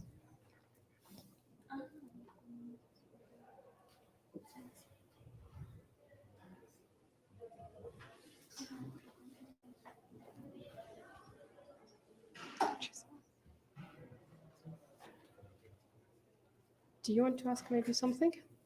No. Okay. So we're gonna see now what's happened in Brazil, which might not be such a good experience, but we're gonna discover together.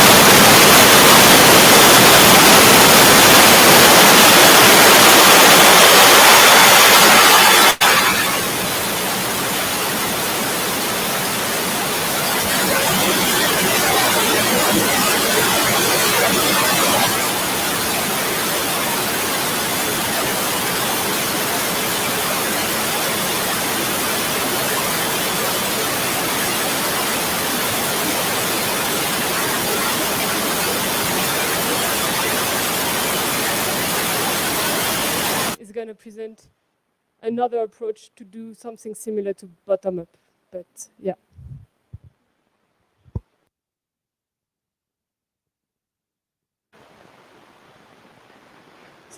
Yes, it's running.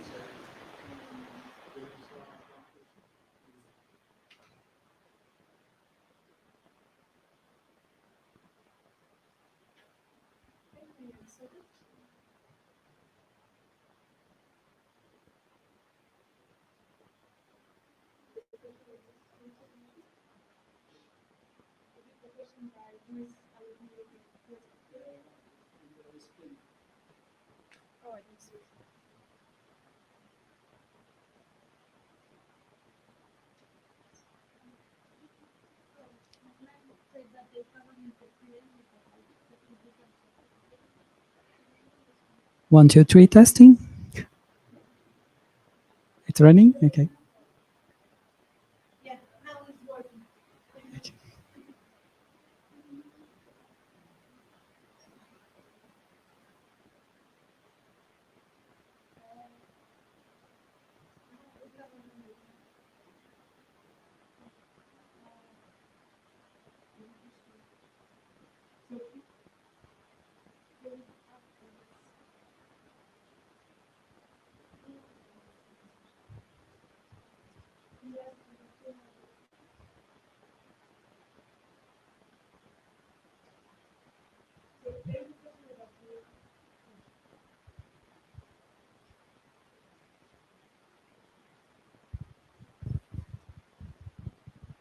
Can I stay here because there's the other question? So there's the first question about the a priori of like the Bayesian inference, and I think that's not the best moment to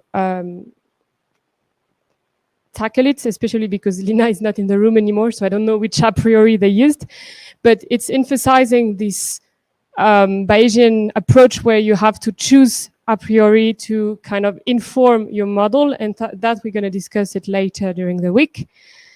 How do we align the base population based on?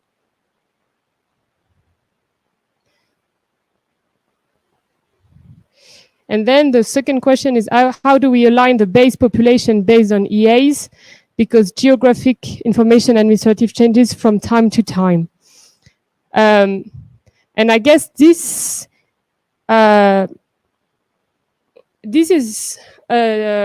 is one of the arguments that we're using to publicize gridded population, because gridded population, as we discussed this morning, is the idea of putting people on a grid. And if a grid is standardized across years, so it doesn't change. When they're talking about EA enumeration area, that's the census unit. And if the information changes, then you need to redraw the census area. And this is complicated to keep a standard across years. So that's another reason why we think that gridded population is a good case in order to have a standard across years. But for the purpose of population modeling, you can predict at census unit, you can predict at grid-cell. This is just, it doesn't really matter in the end. So Caio, the floor is yours. So good afternoon, everyone. I will start this presentation and talking about the GradPop project. This project is from IBG. We started in the finish of 2020, and we apply the model of the top-down approach first with Doug. And then we move on to the bottom-up, especially because the results was not so good. So we want to try another methodology. And I'm going to present here one of the final versions that we have, and I will explain why it's the final version. I will use this diagram to guide me here to these presentations today. It's basically a process, a Bayesian modeling process, but it's a really simple one And we designed this for our organization inside the model, inside the project. So the first stage start with the definition of the objectives. So I saw that many of you here already have defined this, so omission is or using for purpose enumeration. So in this stage, we were discussing which situation we're going to use it. So what is be the objective that we wanted to, with this total of population that we're going to produce with using this modeling. But in this topic too, it's really important to define which variables we are interested to. So normally it's the population, but in some cases we also want to produce the total of households. And these discussions about the limits, the geographic limits that we wanted, here we defined the case was the answer of Edith in the last question. So we can define it to use the grid, or we can define to use enumerations area or census block. And then we move on to the second stage, is a stage that we discussed and especially released every data source that we have and make discussions about the update of the data, which possible bias we can introduce in the model using that data source. And another aspect that's really important too is to identify what is the concepts of each data, because we're going to use different data sources, so they can use, for example, different definitions for households. So we need to understand very well which is the concept inside each data source we are going to use it. Then we move on to this stage that is exactly the moment that we go into the model. So with these discussions about the objective, with the data source that we have, so we make it constructions about the model, and discussions about these potential covariates that could use it, and the moment of the estimation.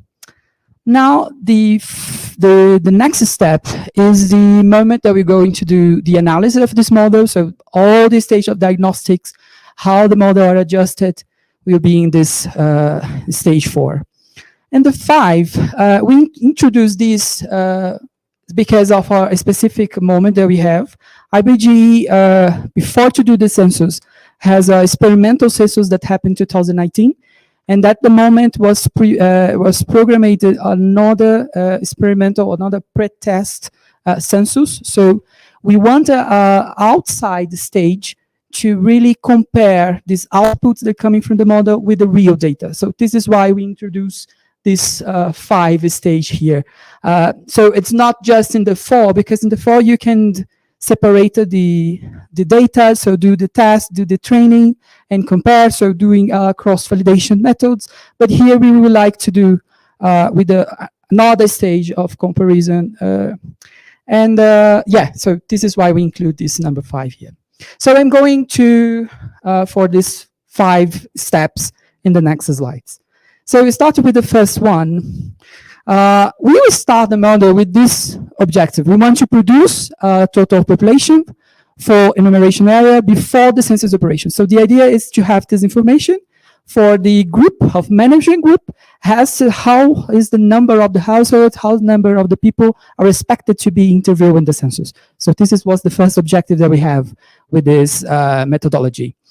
But also, we would like to have a model that we can make some estimating projections in the census periods. So when we establish this one, we need to think about which kind of source we're going to have update in this period.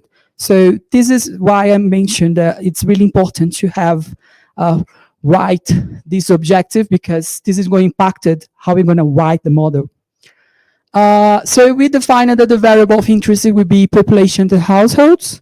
And we defined that the boundaries that we're going to use it here will be the enumerations area. So just to illustrate that this is the number that we have, the number of the areas need to produce a total population. And that moment, we didn't decide to use the grid because we will be hugger than this. So we were not prepared to do this. So this is why we choose the enumeration areas. But we know, and we assume this because we have a disadvantage when you use enumeration areas, because each year we have updates in the boundaries. So each time we need to calculate all the covariations for this new boundaries that was defined. So this is one of the disadvantages, but we have the advantage that we can manage computationally this number. But in the finish of the last year, we need to address a different objective. So just to give a context here, IBG was running the population census last year, but we didn't finish, it's just finished now in February. But by law, we need to inform a total population for all the municipalities that we have in Brazil. And this was defined that in the December of 2022, we need to have this number. However, we have some areas, some enumeration areas that we already concluded. So we have the total population for this enumeration area, but we need to produce an estimation for the areas that are unconcluded. So we received this in the beginning of November, and we need to adapt the model to give this opportunity to discuss this methodology with another methodologies inside IBG. So this is why I highlighted this here in red one, because I'm going to show you this model. But we already have one model that are designed for produce these other two. So the difference will be, now I'm going to discuss about the data source. So one of the questions that we already have is, which is the source for the population totals? So now I'm just talking about the previous model, okay? Then I'm going to show you in the red what will be the sources. So we are going using here one of the biggest surveys that we have, household survey. It's called PNAD. It's a labor force survey that we have in Brazil. So the total population are coming from this part. Especially we're going to model actually the people per household using the information that coming from here. And the households, we're going to use this registry. So it's a administrative data that we have. It's actually in the year of the census, we have all the address listed, but these addresses are updated when we going to send new interviews, depends on the surveys to update this registry. So what we're going to use in the model will be the updated version, and we choose the year of 2019 to do it. So that we have a total of population. Just to mention more one characteristic about this, it's because it's the address, but we have the classifications of the address. So it could be residential, could be industry, so we can select just the households in this case. In this step 2, we also discuss covariate, but I'm not going to present this right now because for the presentation would be better to include the discussion when I'm going to talk about the model. And then as we move on to this another objective that we have, so now we're going to use the total population that coming for the concluded enumeration areas and the total of households that are for the areas that are concluded. So this is why we change it. But when we did this, we need to take account the difference of the concepts of households, because in the previous model, we have this concept of households divided by private and collective. The private could be permanent and provided, and the permanent actually could be occupied, closed, and occasional use, and vacant. However, when we were using the survey, the concept of household was just these two in gray here, so it was occupied and closed. So this is another side to see some of limitation of the model, because we are not including, for example, any discussions about collective households or all these occasional or vacant place. But when we move on to the census, we need to include this all occasional and vacant use. And these two actually was the most of the problem that we have, because the number of this ongoing census that I mentioned was really higher than numbers of the households here. So we need to make a adaptation of the model, and I'm going to show you this in the next slides. So now, talking about the model. So what is the idea here? And I will bring many of these mentions that Edith said here. To do it, first of all, we're going to model the households. As I mentioned, we have interesting to model households and population. So the households, actually, we're going to use from the concluded areas. However, we want to produce this from the areas that we don't have this total. So I need to have an information that are available for all the areas, for the concluded and the unconcluded. So the variable that we're going to use is the settlement area. So this data we consider the more update. I'm going to show you the source in the next slides too. But the idea here was to model these households by a negative binomial. We can discuss why we choose negative binomial, I think, in another moment.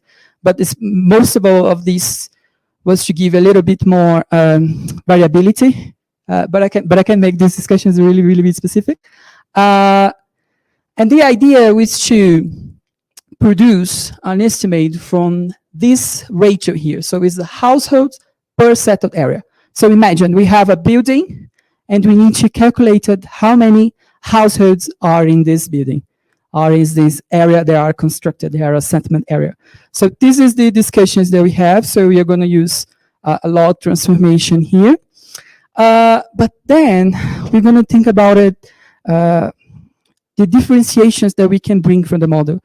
Because one of the parts of our experience is we will start with a really simple model, and then we're going to include more complexity and give some answers about it. So, for example, one of the things that we did was to model the 5 regions different. We will start with everyone together, but computationally was so intense, as I mentioned, we started to work with this in the beginning of November, so we need just a short time to give this answer, so we need to think about what it could be possible to do it in so short time. We will include this in the first time as a random effect, but we move on just to estimate each, so 5 models, 1 model for each region. So Brazil is divided in 5 regions, okay? But also we include this random effect by situation. So I will explain the next slide what I'm calling about situation. And also we include 12 covariates. And also we're going to estimate this effect about covariance for each of type of situation. Because one of the discussions that we have, and all the time that we presented these results, the group made us these questions, is in some case the covariable could not be significant, depends on the region. So, or they think that it's more sensible to use that variable there, or the hypothesis there is not significant. So what we did here is actually to estimate this coefficient, not just one coefficient, but open this coefficient by situation. So we are not estimating here as a regression, just a vector of 12 betas, but we are estimating a matrix. These decisions is also made by tests. So one of the things every learner is test, test, and test. And I'm going to show some of these results too. So all the time I'm talking here about situation. So situations here is one information that coming from the information that we have of the design of the boundaries of the enumeration areas in Brazil. They classify this enumeration area in these types of situation. So what we did here was we create another group. So one of the things that we have interesting was separate favelas and slums. We constructed another 2 classification with the urban area with a higher density and urban area with lower building density. We have another one, there is a really mix of everything. There is not so urban and it's not so rural. So the classical rural, we know, it's the number 8 there. And water barriers, that we excluded to not produce a number from this situation. So when I'm saying that we're using this as a random effect, so we are calculating different parameters for each of these types, 5 types here. So I mentioned about how we're calculating the let me just go back a little bit here. So, as I mentioned, we have to estimate this household per settled area.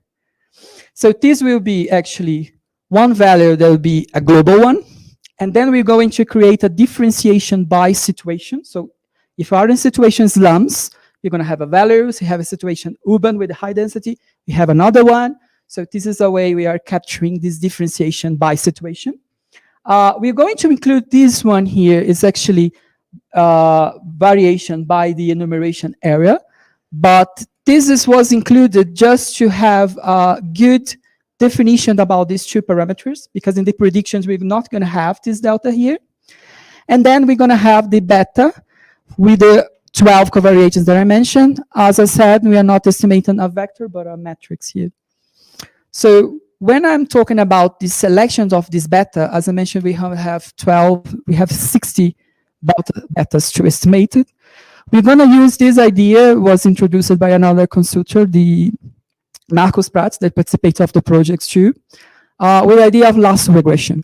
So we introduce inside of the model a way to select this covariate. So what is the lasso is actually a penalized regression. So we're going to give a penalized level.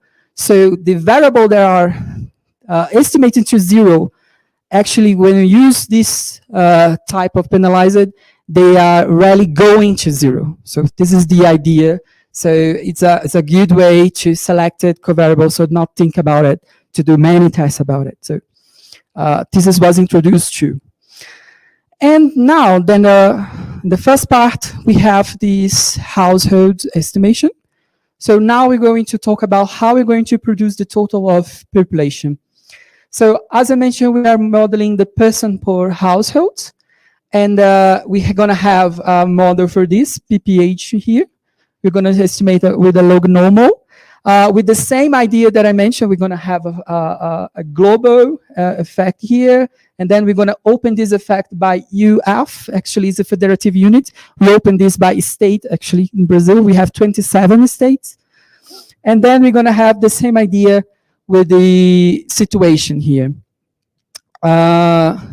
So when I'm going to model this, is actually the total population will be coming from this Poisson.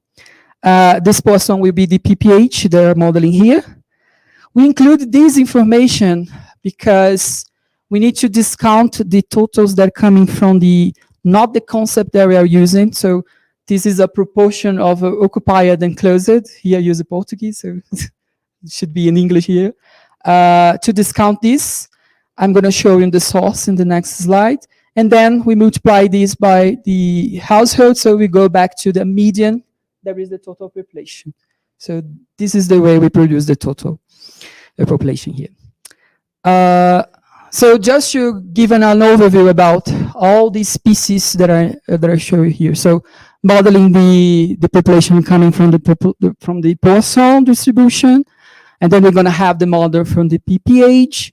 And then we're going to have the model from the household. So this is the model that connected everything. So the PPH coming from here, the household coming from here. This is coming from outside. We could model this, but as I mentioned, we didn't have a lot of time. So we use a proportion that we already have in the CNEF, this national registry that I mentioned before.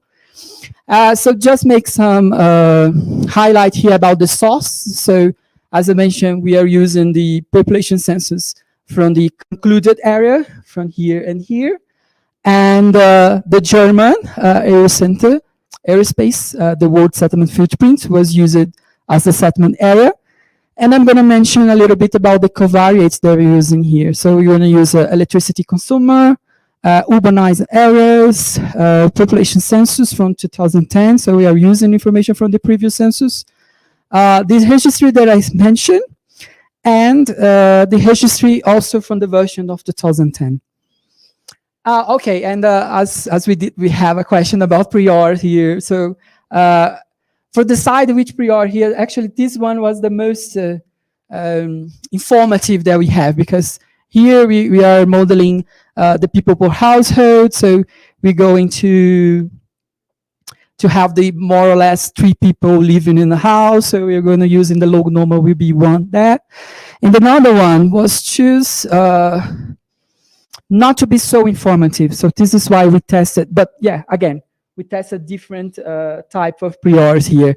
But one of the things that we learned is when you're doing abbreviation, you need to include the priors that you can give an answer why we choose this. So this is the basically, yeah, because we need to, one of the things Marco said, you need to defend your model. So yeah, this is why we choose different these parameters, because we don't want to be so informative, but we also don't want to create a large possibilities, because you can have more problem to get a point of the solutions inside of the model.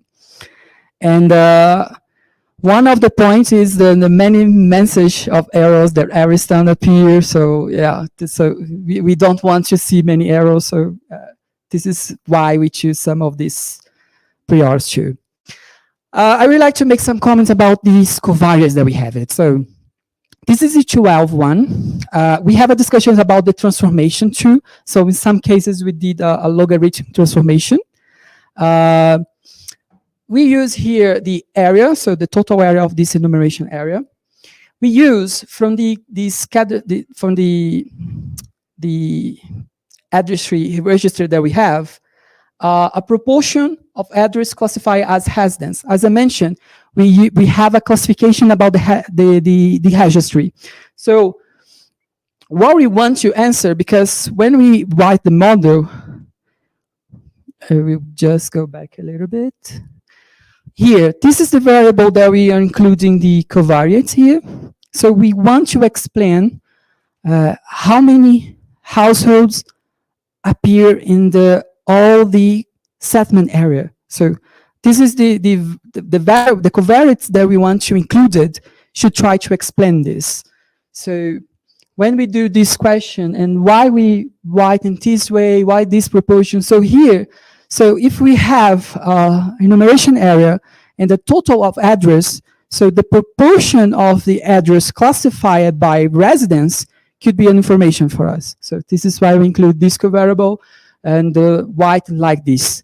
We also use the density of this type of classification. And you're gonna see here we have like a residence, agricultural, educational, and healthcare. And also another type, was not classified here, from the previous census. So we just dividing this by area. So this is a way that we also use an information from the same cadastry, but here actually we have some part of these are updated. So it's good for us, but this is just from 2010. So it was a way to consider the 2 sources here. Another thing that was really important for us is this data that coming from the electricity consumer. So we have different entrepreneurs that give this information from a national association. And there is the number of connections, electrical connections. And also we have the classifications of these connections. So we can classify as a residence, as a industrial. However, this kind of data can be sensible because we have the connection, but one point of this could be one building, or another case, one point could be just one residence. So this is why we made some transformation as the calculator of the proportion. So for all the enumeration area, how many dots I have there, I will classify it as electrical. So I calculate a proportion for this and include in the model. Again, to try to explain household by settlement area. So this is the goal that we think about it, how to construct the covariables. IBGE also has a work that is called urbanized area. It's a classification, is a national classification of area, are urbanized and non-urbanized. So we calculated some summarizing from this. Here is a proportion of urbanized area classified as higher and low density. We also have this proportion of urbanized and areas occupied with another equipment. So one of in this case here, so for example, if you have a health institution, you're going to have this classification here, so we are not expecting to calculate people there. So this is why we include that. We are expected to be negative, for example, in this covariable. And also, using the population density from the previous census, so we calculating this from the previous census, and then we estimating this for using the boundaries from 2020 here. So yeah, this is the covariables that we're using in the model. I'm going to talk now about the analysis of these results. Just to illustrate this as an example, because first of all, I would like to comment this column here. So we have these 12 covariates that I showed in the previous slide. So you're going to see that some of these covariables are near to zero. So here we're showing that the last regressions are already running. The asterisk here indicating 90% of credibility interval. So it's a kind of significant that we have it. So if you're going to use estimating just a vector of 12 covariates, just the covariable 2, 3, and 8, 11, and 12 will be significant. And the others, no. But we decided to make a test and open these effects by situation. So you're going to see here, for example, this covariable 2, there is the proportion of the elasticity that no, it's not the proportion of elasticity, it's the proportion of address classifier residence, the number, no, this one, yeah, proportion of address classifier as residence, the number 2. They're going to have like effect similar, in some cases lower, but when you're going to see another, for example, this one will be significant if you're going to use just one vector, but when you're going to see open by situation, they actually are not significant for these lumps, but are significant for the urban areas. So, and for example, here is significant for the urban areas with a highest density, but it's not significant. It's significant too from the mixed area that I show it, but in the negative sign. So when we open this, we can also consider different, not different magnitudes as we saw here, but also different sign, different direction. This is also going to appear here, one of this covariable here is the density of the population from 2010. In some cases also positive, in other cases negative. So in other cases not significant. So this is why we decided to open the beta regression by each situation. We also did this exercise by region. In the previous model that we did everything together, but as computationally we decided to estimate the 5 different models for each region. It's kind of the way we are capturing the effect by different region. And now we're gonna do the exercise partitioning the sample.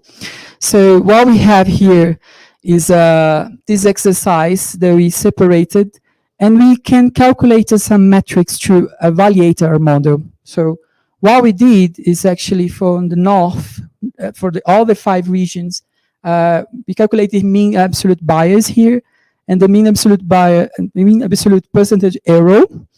And what we saw when we divided our sample and training and the tested data, it's absolute error ranging from 79 and 107 households. So this is a level of error that we consider really high, because if you're going to inform to a manager that we have a enumeration error, but you have a little of error of 100 households, he's going to not so trust in this information.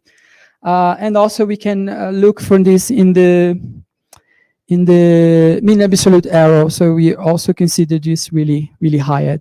So we can open more this kind of analysis.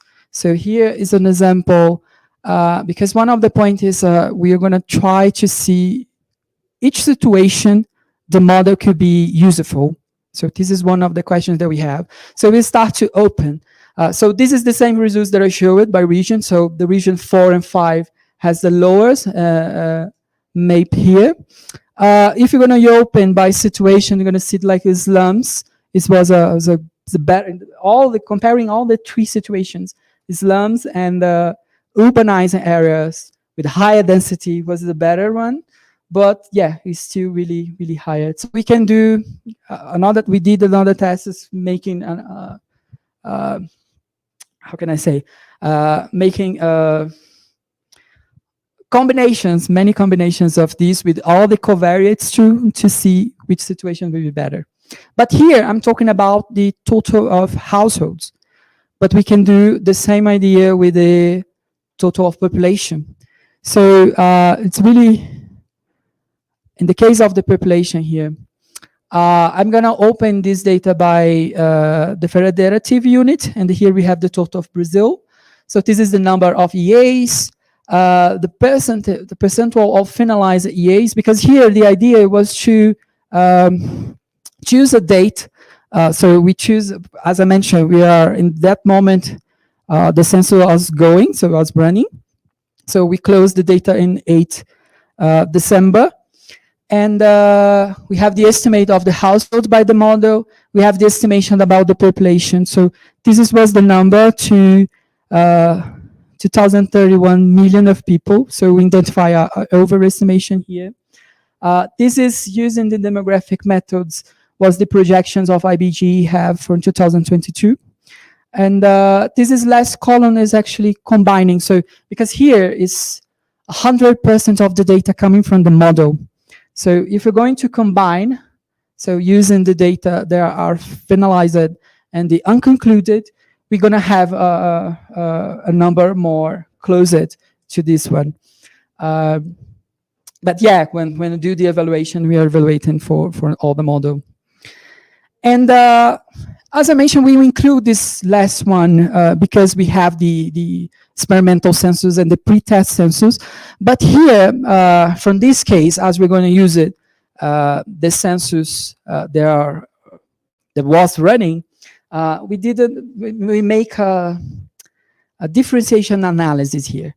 So one of the questions that we have is from the team from IBGE is what is the size of the error we're going to have if we use this estimating coming from the model? So we adapted this last stage here, and we make an exercise. So I will explain the idea of this exercise. As I mentioned, we have some finalized enumeration area, but we have some methodologies to produce total of population from the municipality. So IBGE already used this population from the municipality in the inter-census period. So the idea here, it's not we are going to continue to produce the total from the enumeration, but we're going to group by this in the municipality to compare with another methodologies. This is the main idea. However, we have some features here because so we have a final list of the finalized municipality. So it's not just finalized on sectors, enumeration area, finalized in municipalities. But when the field decided which enumeration area we're going to visit, there is a bias because normally they choose the easiest one as a way the interview we're going to learn. So the hardest one normally are they given this for the final of the period of the field. So we make a ordering of this enumeration area. The idea here was to construct a percentage of the finalized. So the idea is to, in the 0%, I'm using the total coming from the model. So in 10%, I'm using 10% here is actually finalized. So it's coming from the census. So I'm doing a mix of the source, one from the model and another from the census, population census. So here in the 100, this is the total of these final municipalities coming from the census. So this is the idea to take into account this bias that I mentioned, and also for an IBG to decide it, like if we have the final of period to give the total of the population from the, as I mentioned, by law, we are determining to give this. So we have a date to do it. So if you're going to use like an intern in a 50% of this municipality not finished, which will be the error. So in mean, in this case here, using this metric will be like 20%. This will be the error. So this is they want for us. We need to give the magnitude of this error. So why I'm highlighting this here in the gray one? If you're going to consult the Brazilian literature of the production of the total enumeration, of the total population in the level of the municipalities, the methodologies indicate the level of 10% of the acceptable. So this is why I highlight in this one here. So what the message that we have it? So just in the situation that we have 80% of completed municipality, the methodology will give us 8.3, so we'll be in acceptable. So this was the result from the methodology coming from the model. So, but we have another two methodologies. So this was interesting because we put the methodology on table with the other teams and see what they're going to decide which methodology we're going to use it.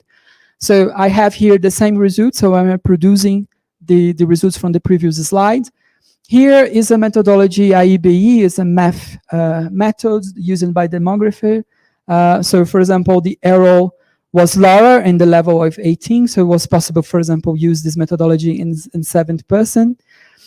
And then they constructed another methodology. I don't have all the methodological details about this, but the idea is when we have the field, the group of interviews visit there before and count the number of households. So they have more updated data about the number of the households. So what the group of the people that made this methodology did was updating this.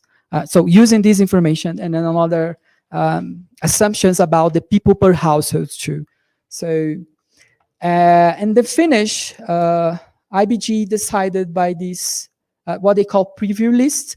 It's not this one exactly, because in this moment, after this discussion, they already have another difference adjusted in this model. But if you're going to consult the site of IBG and saw the methodological note, they're going to mention this method, call it a preview list. So yeah, so this is the experience that we have it. As I mentioned, we received this this demand in the finish of the year. Was a good opportunity to us to have a moment and to have the possibility to use the methodology. We saw, comparing with the others, that was not so good, but we know that we can do better. We can know that we can do further investigation. So we are still planning to do more things. So as I mentioned, we have this overestimation. So we would like to identify why, if we have a relationship with any covariate we are using. We would like to do another round of investigations of covariates. If has another way to summarize that could be better. So yeah, this is what we would like to do here. We would like also to make some changes in the PPH model. As you saw, we didn't use any covariates there, so we would like to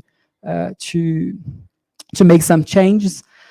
This is also was modeling address before modeling households. As I mentioned, we have the list of address, and we are using the address classified by residents, what could be done before. So this was a suggestion that Edith did in one of the workshops that we made. But as we received different directions, so we move on and we didn't test this. And one of the decisions that we have as we have more experience to estimate in this model. For example, one of the things we put 5 machines running in the same time to have these results on time. So we have this experience now to run a huge model. So we would like to have this experience now to using grid. So will be in different type of summarizations, all the covariates. So yeah, this is other decision that we made at this point, especially because all the years we have these changes in the draw, in the limits of the enumerations area. So we need to calculate everything together. So it could be a better way to summarize. So yeah, so this is what I would like to share. And just to finish, it's important to say that the workshop that we did was really important for us. We didn't have any experience with this. So for example, the Bayesian, some of the people already use it, but not like in this model, and was possible to do it with the workshops that we did it. So it was really a transfer of knowledge, and yeah, this is all the results that we have today. So yeah, this is what I would like to share. Thank you.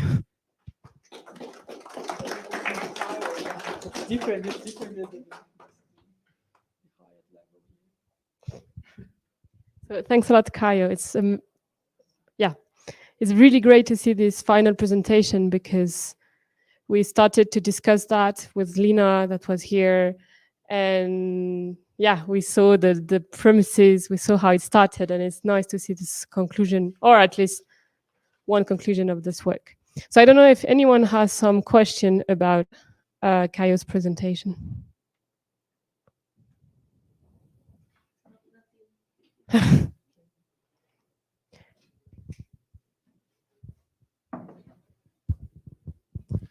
First of all, really sorry I stepped out at the beginning because it was an excellent presentation.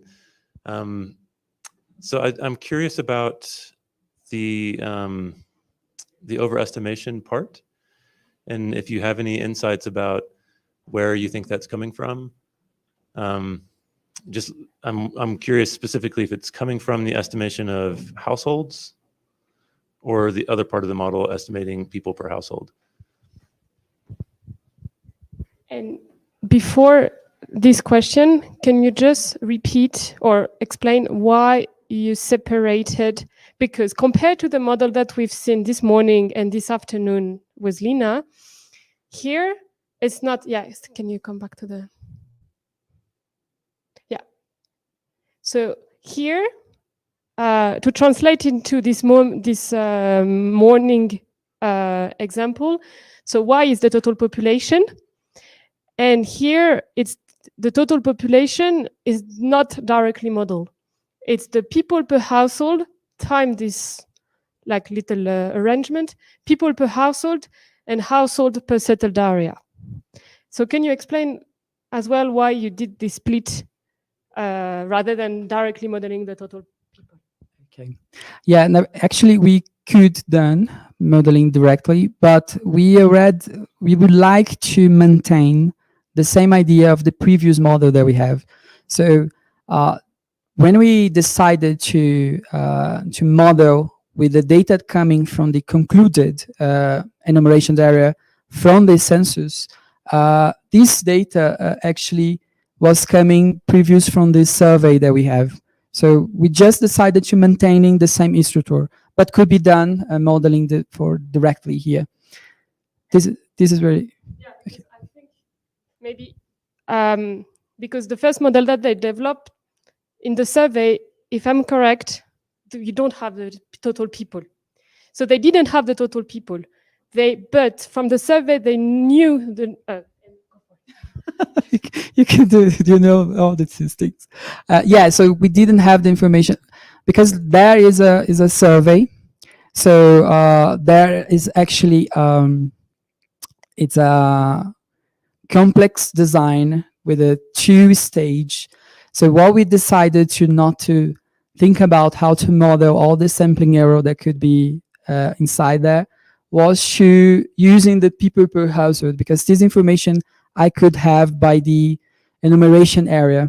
So this is why we choose, because here was a discussion about the unit actually, because also we have some, here don't have the differentiation because we are using all the the enumeration area, the I here, but in the previous model, we have actually a J because it's inside of the source of this household survey, it's actually a combination, could be one enumeration area or a combination of enumeration area.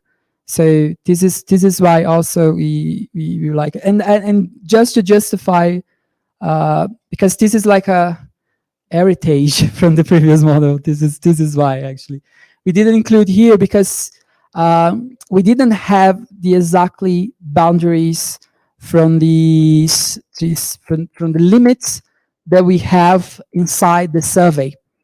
So this is why we didn't compute any covariate here.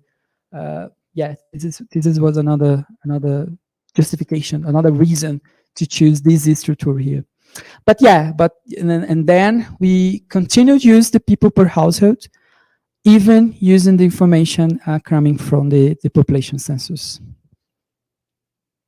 Oh yeah, your question was related to, I forgot. Oh, about the overestimation, yeah. So, yeah, actually one of the part of this here, because as we have all this information then coming here, we saw actually the string of the false of the model are here. So when we compare the total of the households in the exercise of the cross-validation, we saw that the coming from these overestimations are coming from here actually. But when we open, we can also open this data here because this overestimation is not for all areas. So for example, we have the north of Brazil was one of the questions that someone did for me. Some of this area is actually subestimation. So this is the general one was this, but when we open, actually, we need to look carefully because it's not a decision for everyone. Okay, so, yeah.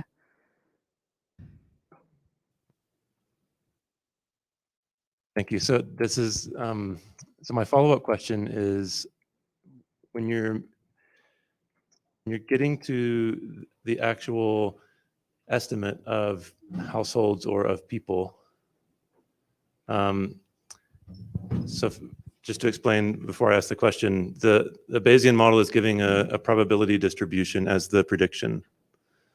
So it's not giving just a number, it's giving a probability distribution. And with the negative binomial, this is the reason I asked the question. With the negative binomial that you have, it has a long right tail.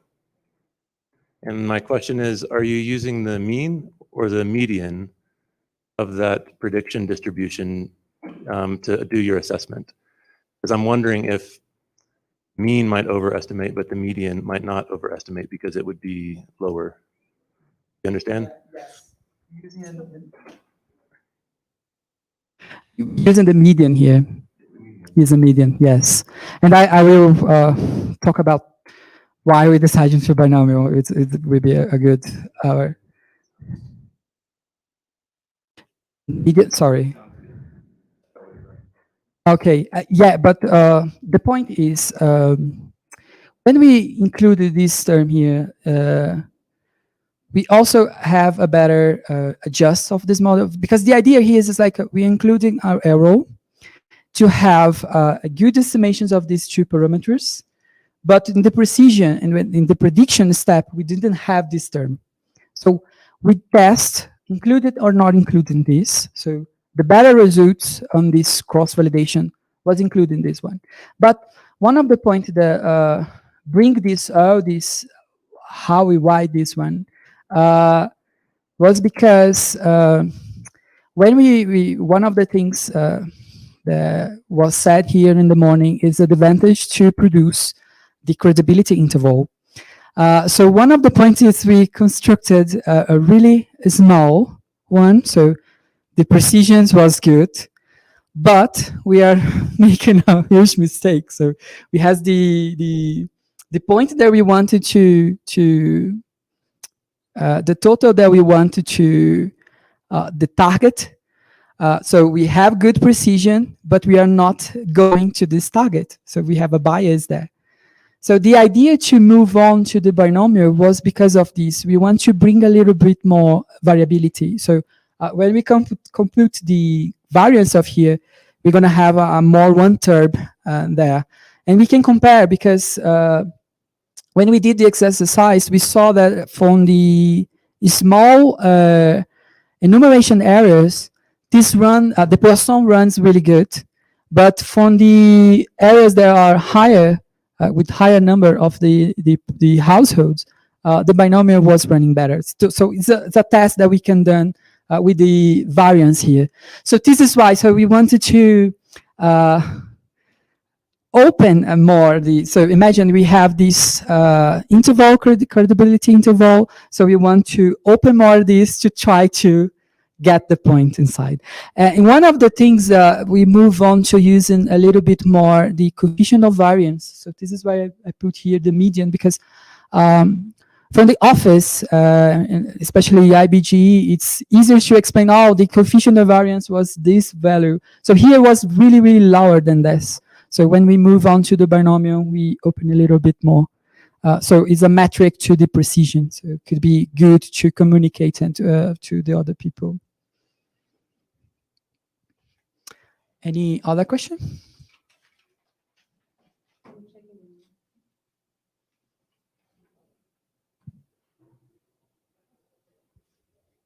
So we have thanks from online, but no question. Is there a question from the room? So I think that maybe for those of you that are not familiar already with the Bayesian framework, the conversation that they had, you're going to be able to understand it at the end at the end of the week. Because exactly, I was telling you this morning, like the model, like the awful model that you've seen, at least it's every hypothesis that they did. Like you can really read what the assumption has been made, what do they think that the population is, what do they think that the process is. So yes, of course, it looks like a bit like, ew. But it's a tale. Behind it, it's a tale. It's a tale of how you understand the population processes, and like typically in Brazil here. So a lot of people are directly asking what are the covariates, and the covariates are important, but that is very important as well. And so, yeah, stay tuned for tomorrow and after tomorrow to have a better understanding of what's going on here. But thanks a lot for the conversation you had, because I think it's a great insight or a great teaser for what's going to happen during the week. We're going to discuss around that. The negative binomial. Yeah, of course, you might not be aware about what is a negative or a binomial negativa. It's normal that you don't know, yeah. Yeah, you can also translate. It's perfect. It's going to double the number of probability distribution. But yeah, we're going to go through yeah, this is the tool that we want to give you. It's not the model that we want to give you, it's the distribution, the way you assess the goodness of fit, the way you kind of understand what are the problems, and maybe some insight on how to answer them. But I think now it's coffee time. So after the coffee, or unless there's some question now that's being with digestion. Yeah, because it's interesting to say, because sometimes we have questions about the covariates, the priors, but I think this is the point that we always talk about. We need to produce our all model, because here we are considering the regions, is the characteristics, the data that we have, the data that we could use it, but also consider a computational data capacity that we have. So everything is right in here. And to get this version, we actually start with a really simple one. And I think what we're going to show in the next. So yeah, so it's not, so yeah, you look to this, it's okay, so we can worry about it, but yeah, we can step going and construct the model. Yeah, that's basically the conclusion of meetings. Like you read meetings in it. But yeah. So what's going to happen after the break is that Michael is going to show us what's happening in Haiti, which I'm not too sure actually. So I would be really happy to learn about what's the modeling work that is happening there. And at the very end of the presentation, we're going to switch offline just to, after this day, understand what are your population needs from like your stats offices, such that we can tailor better the rest of the week. So that's the program for after the break, but now it's the break. So 10-minute breaks.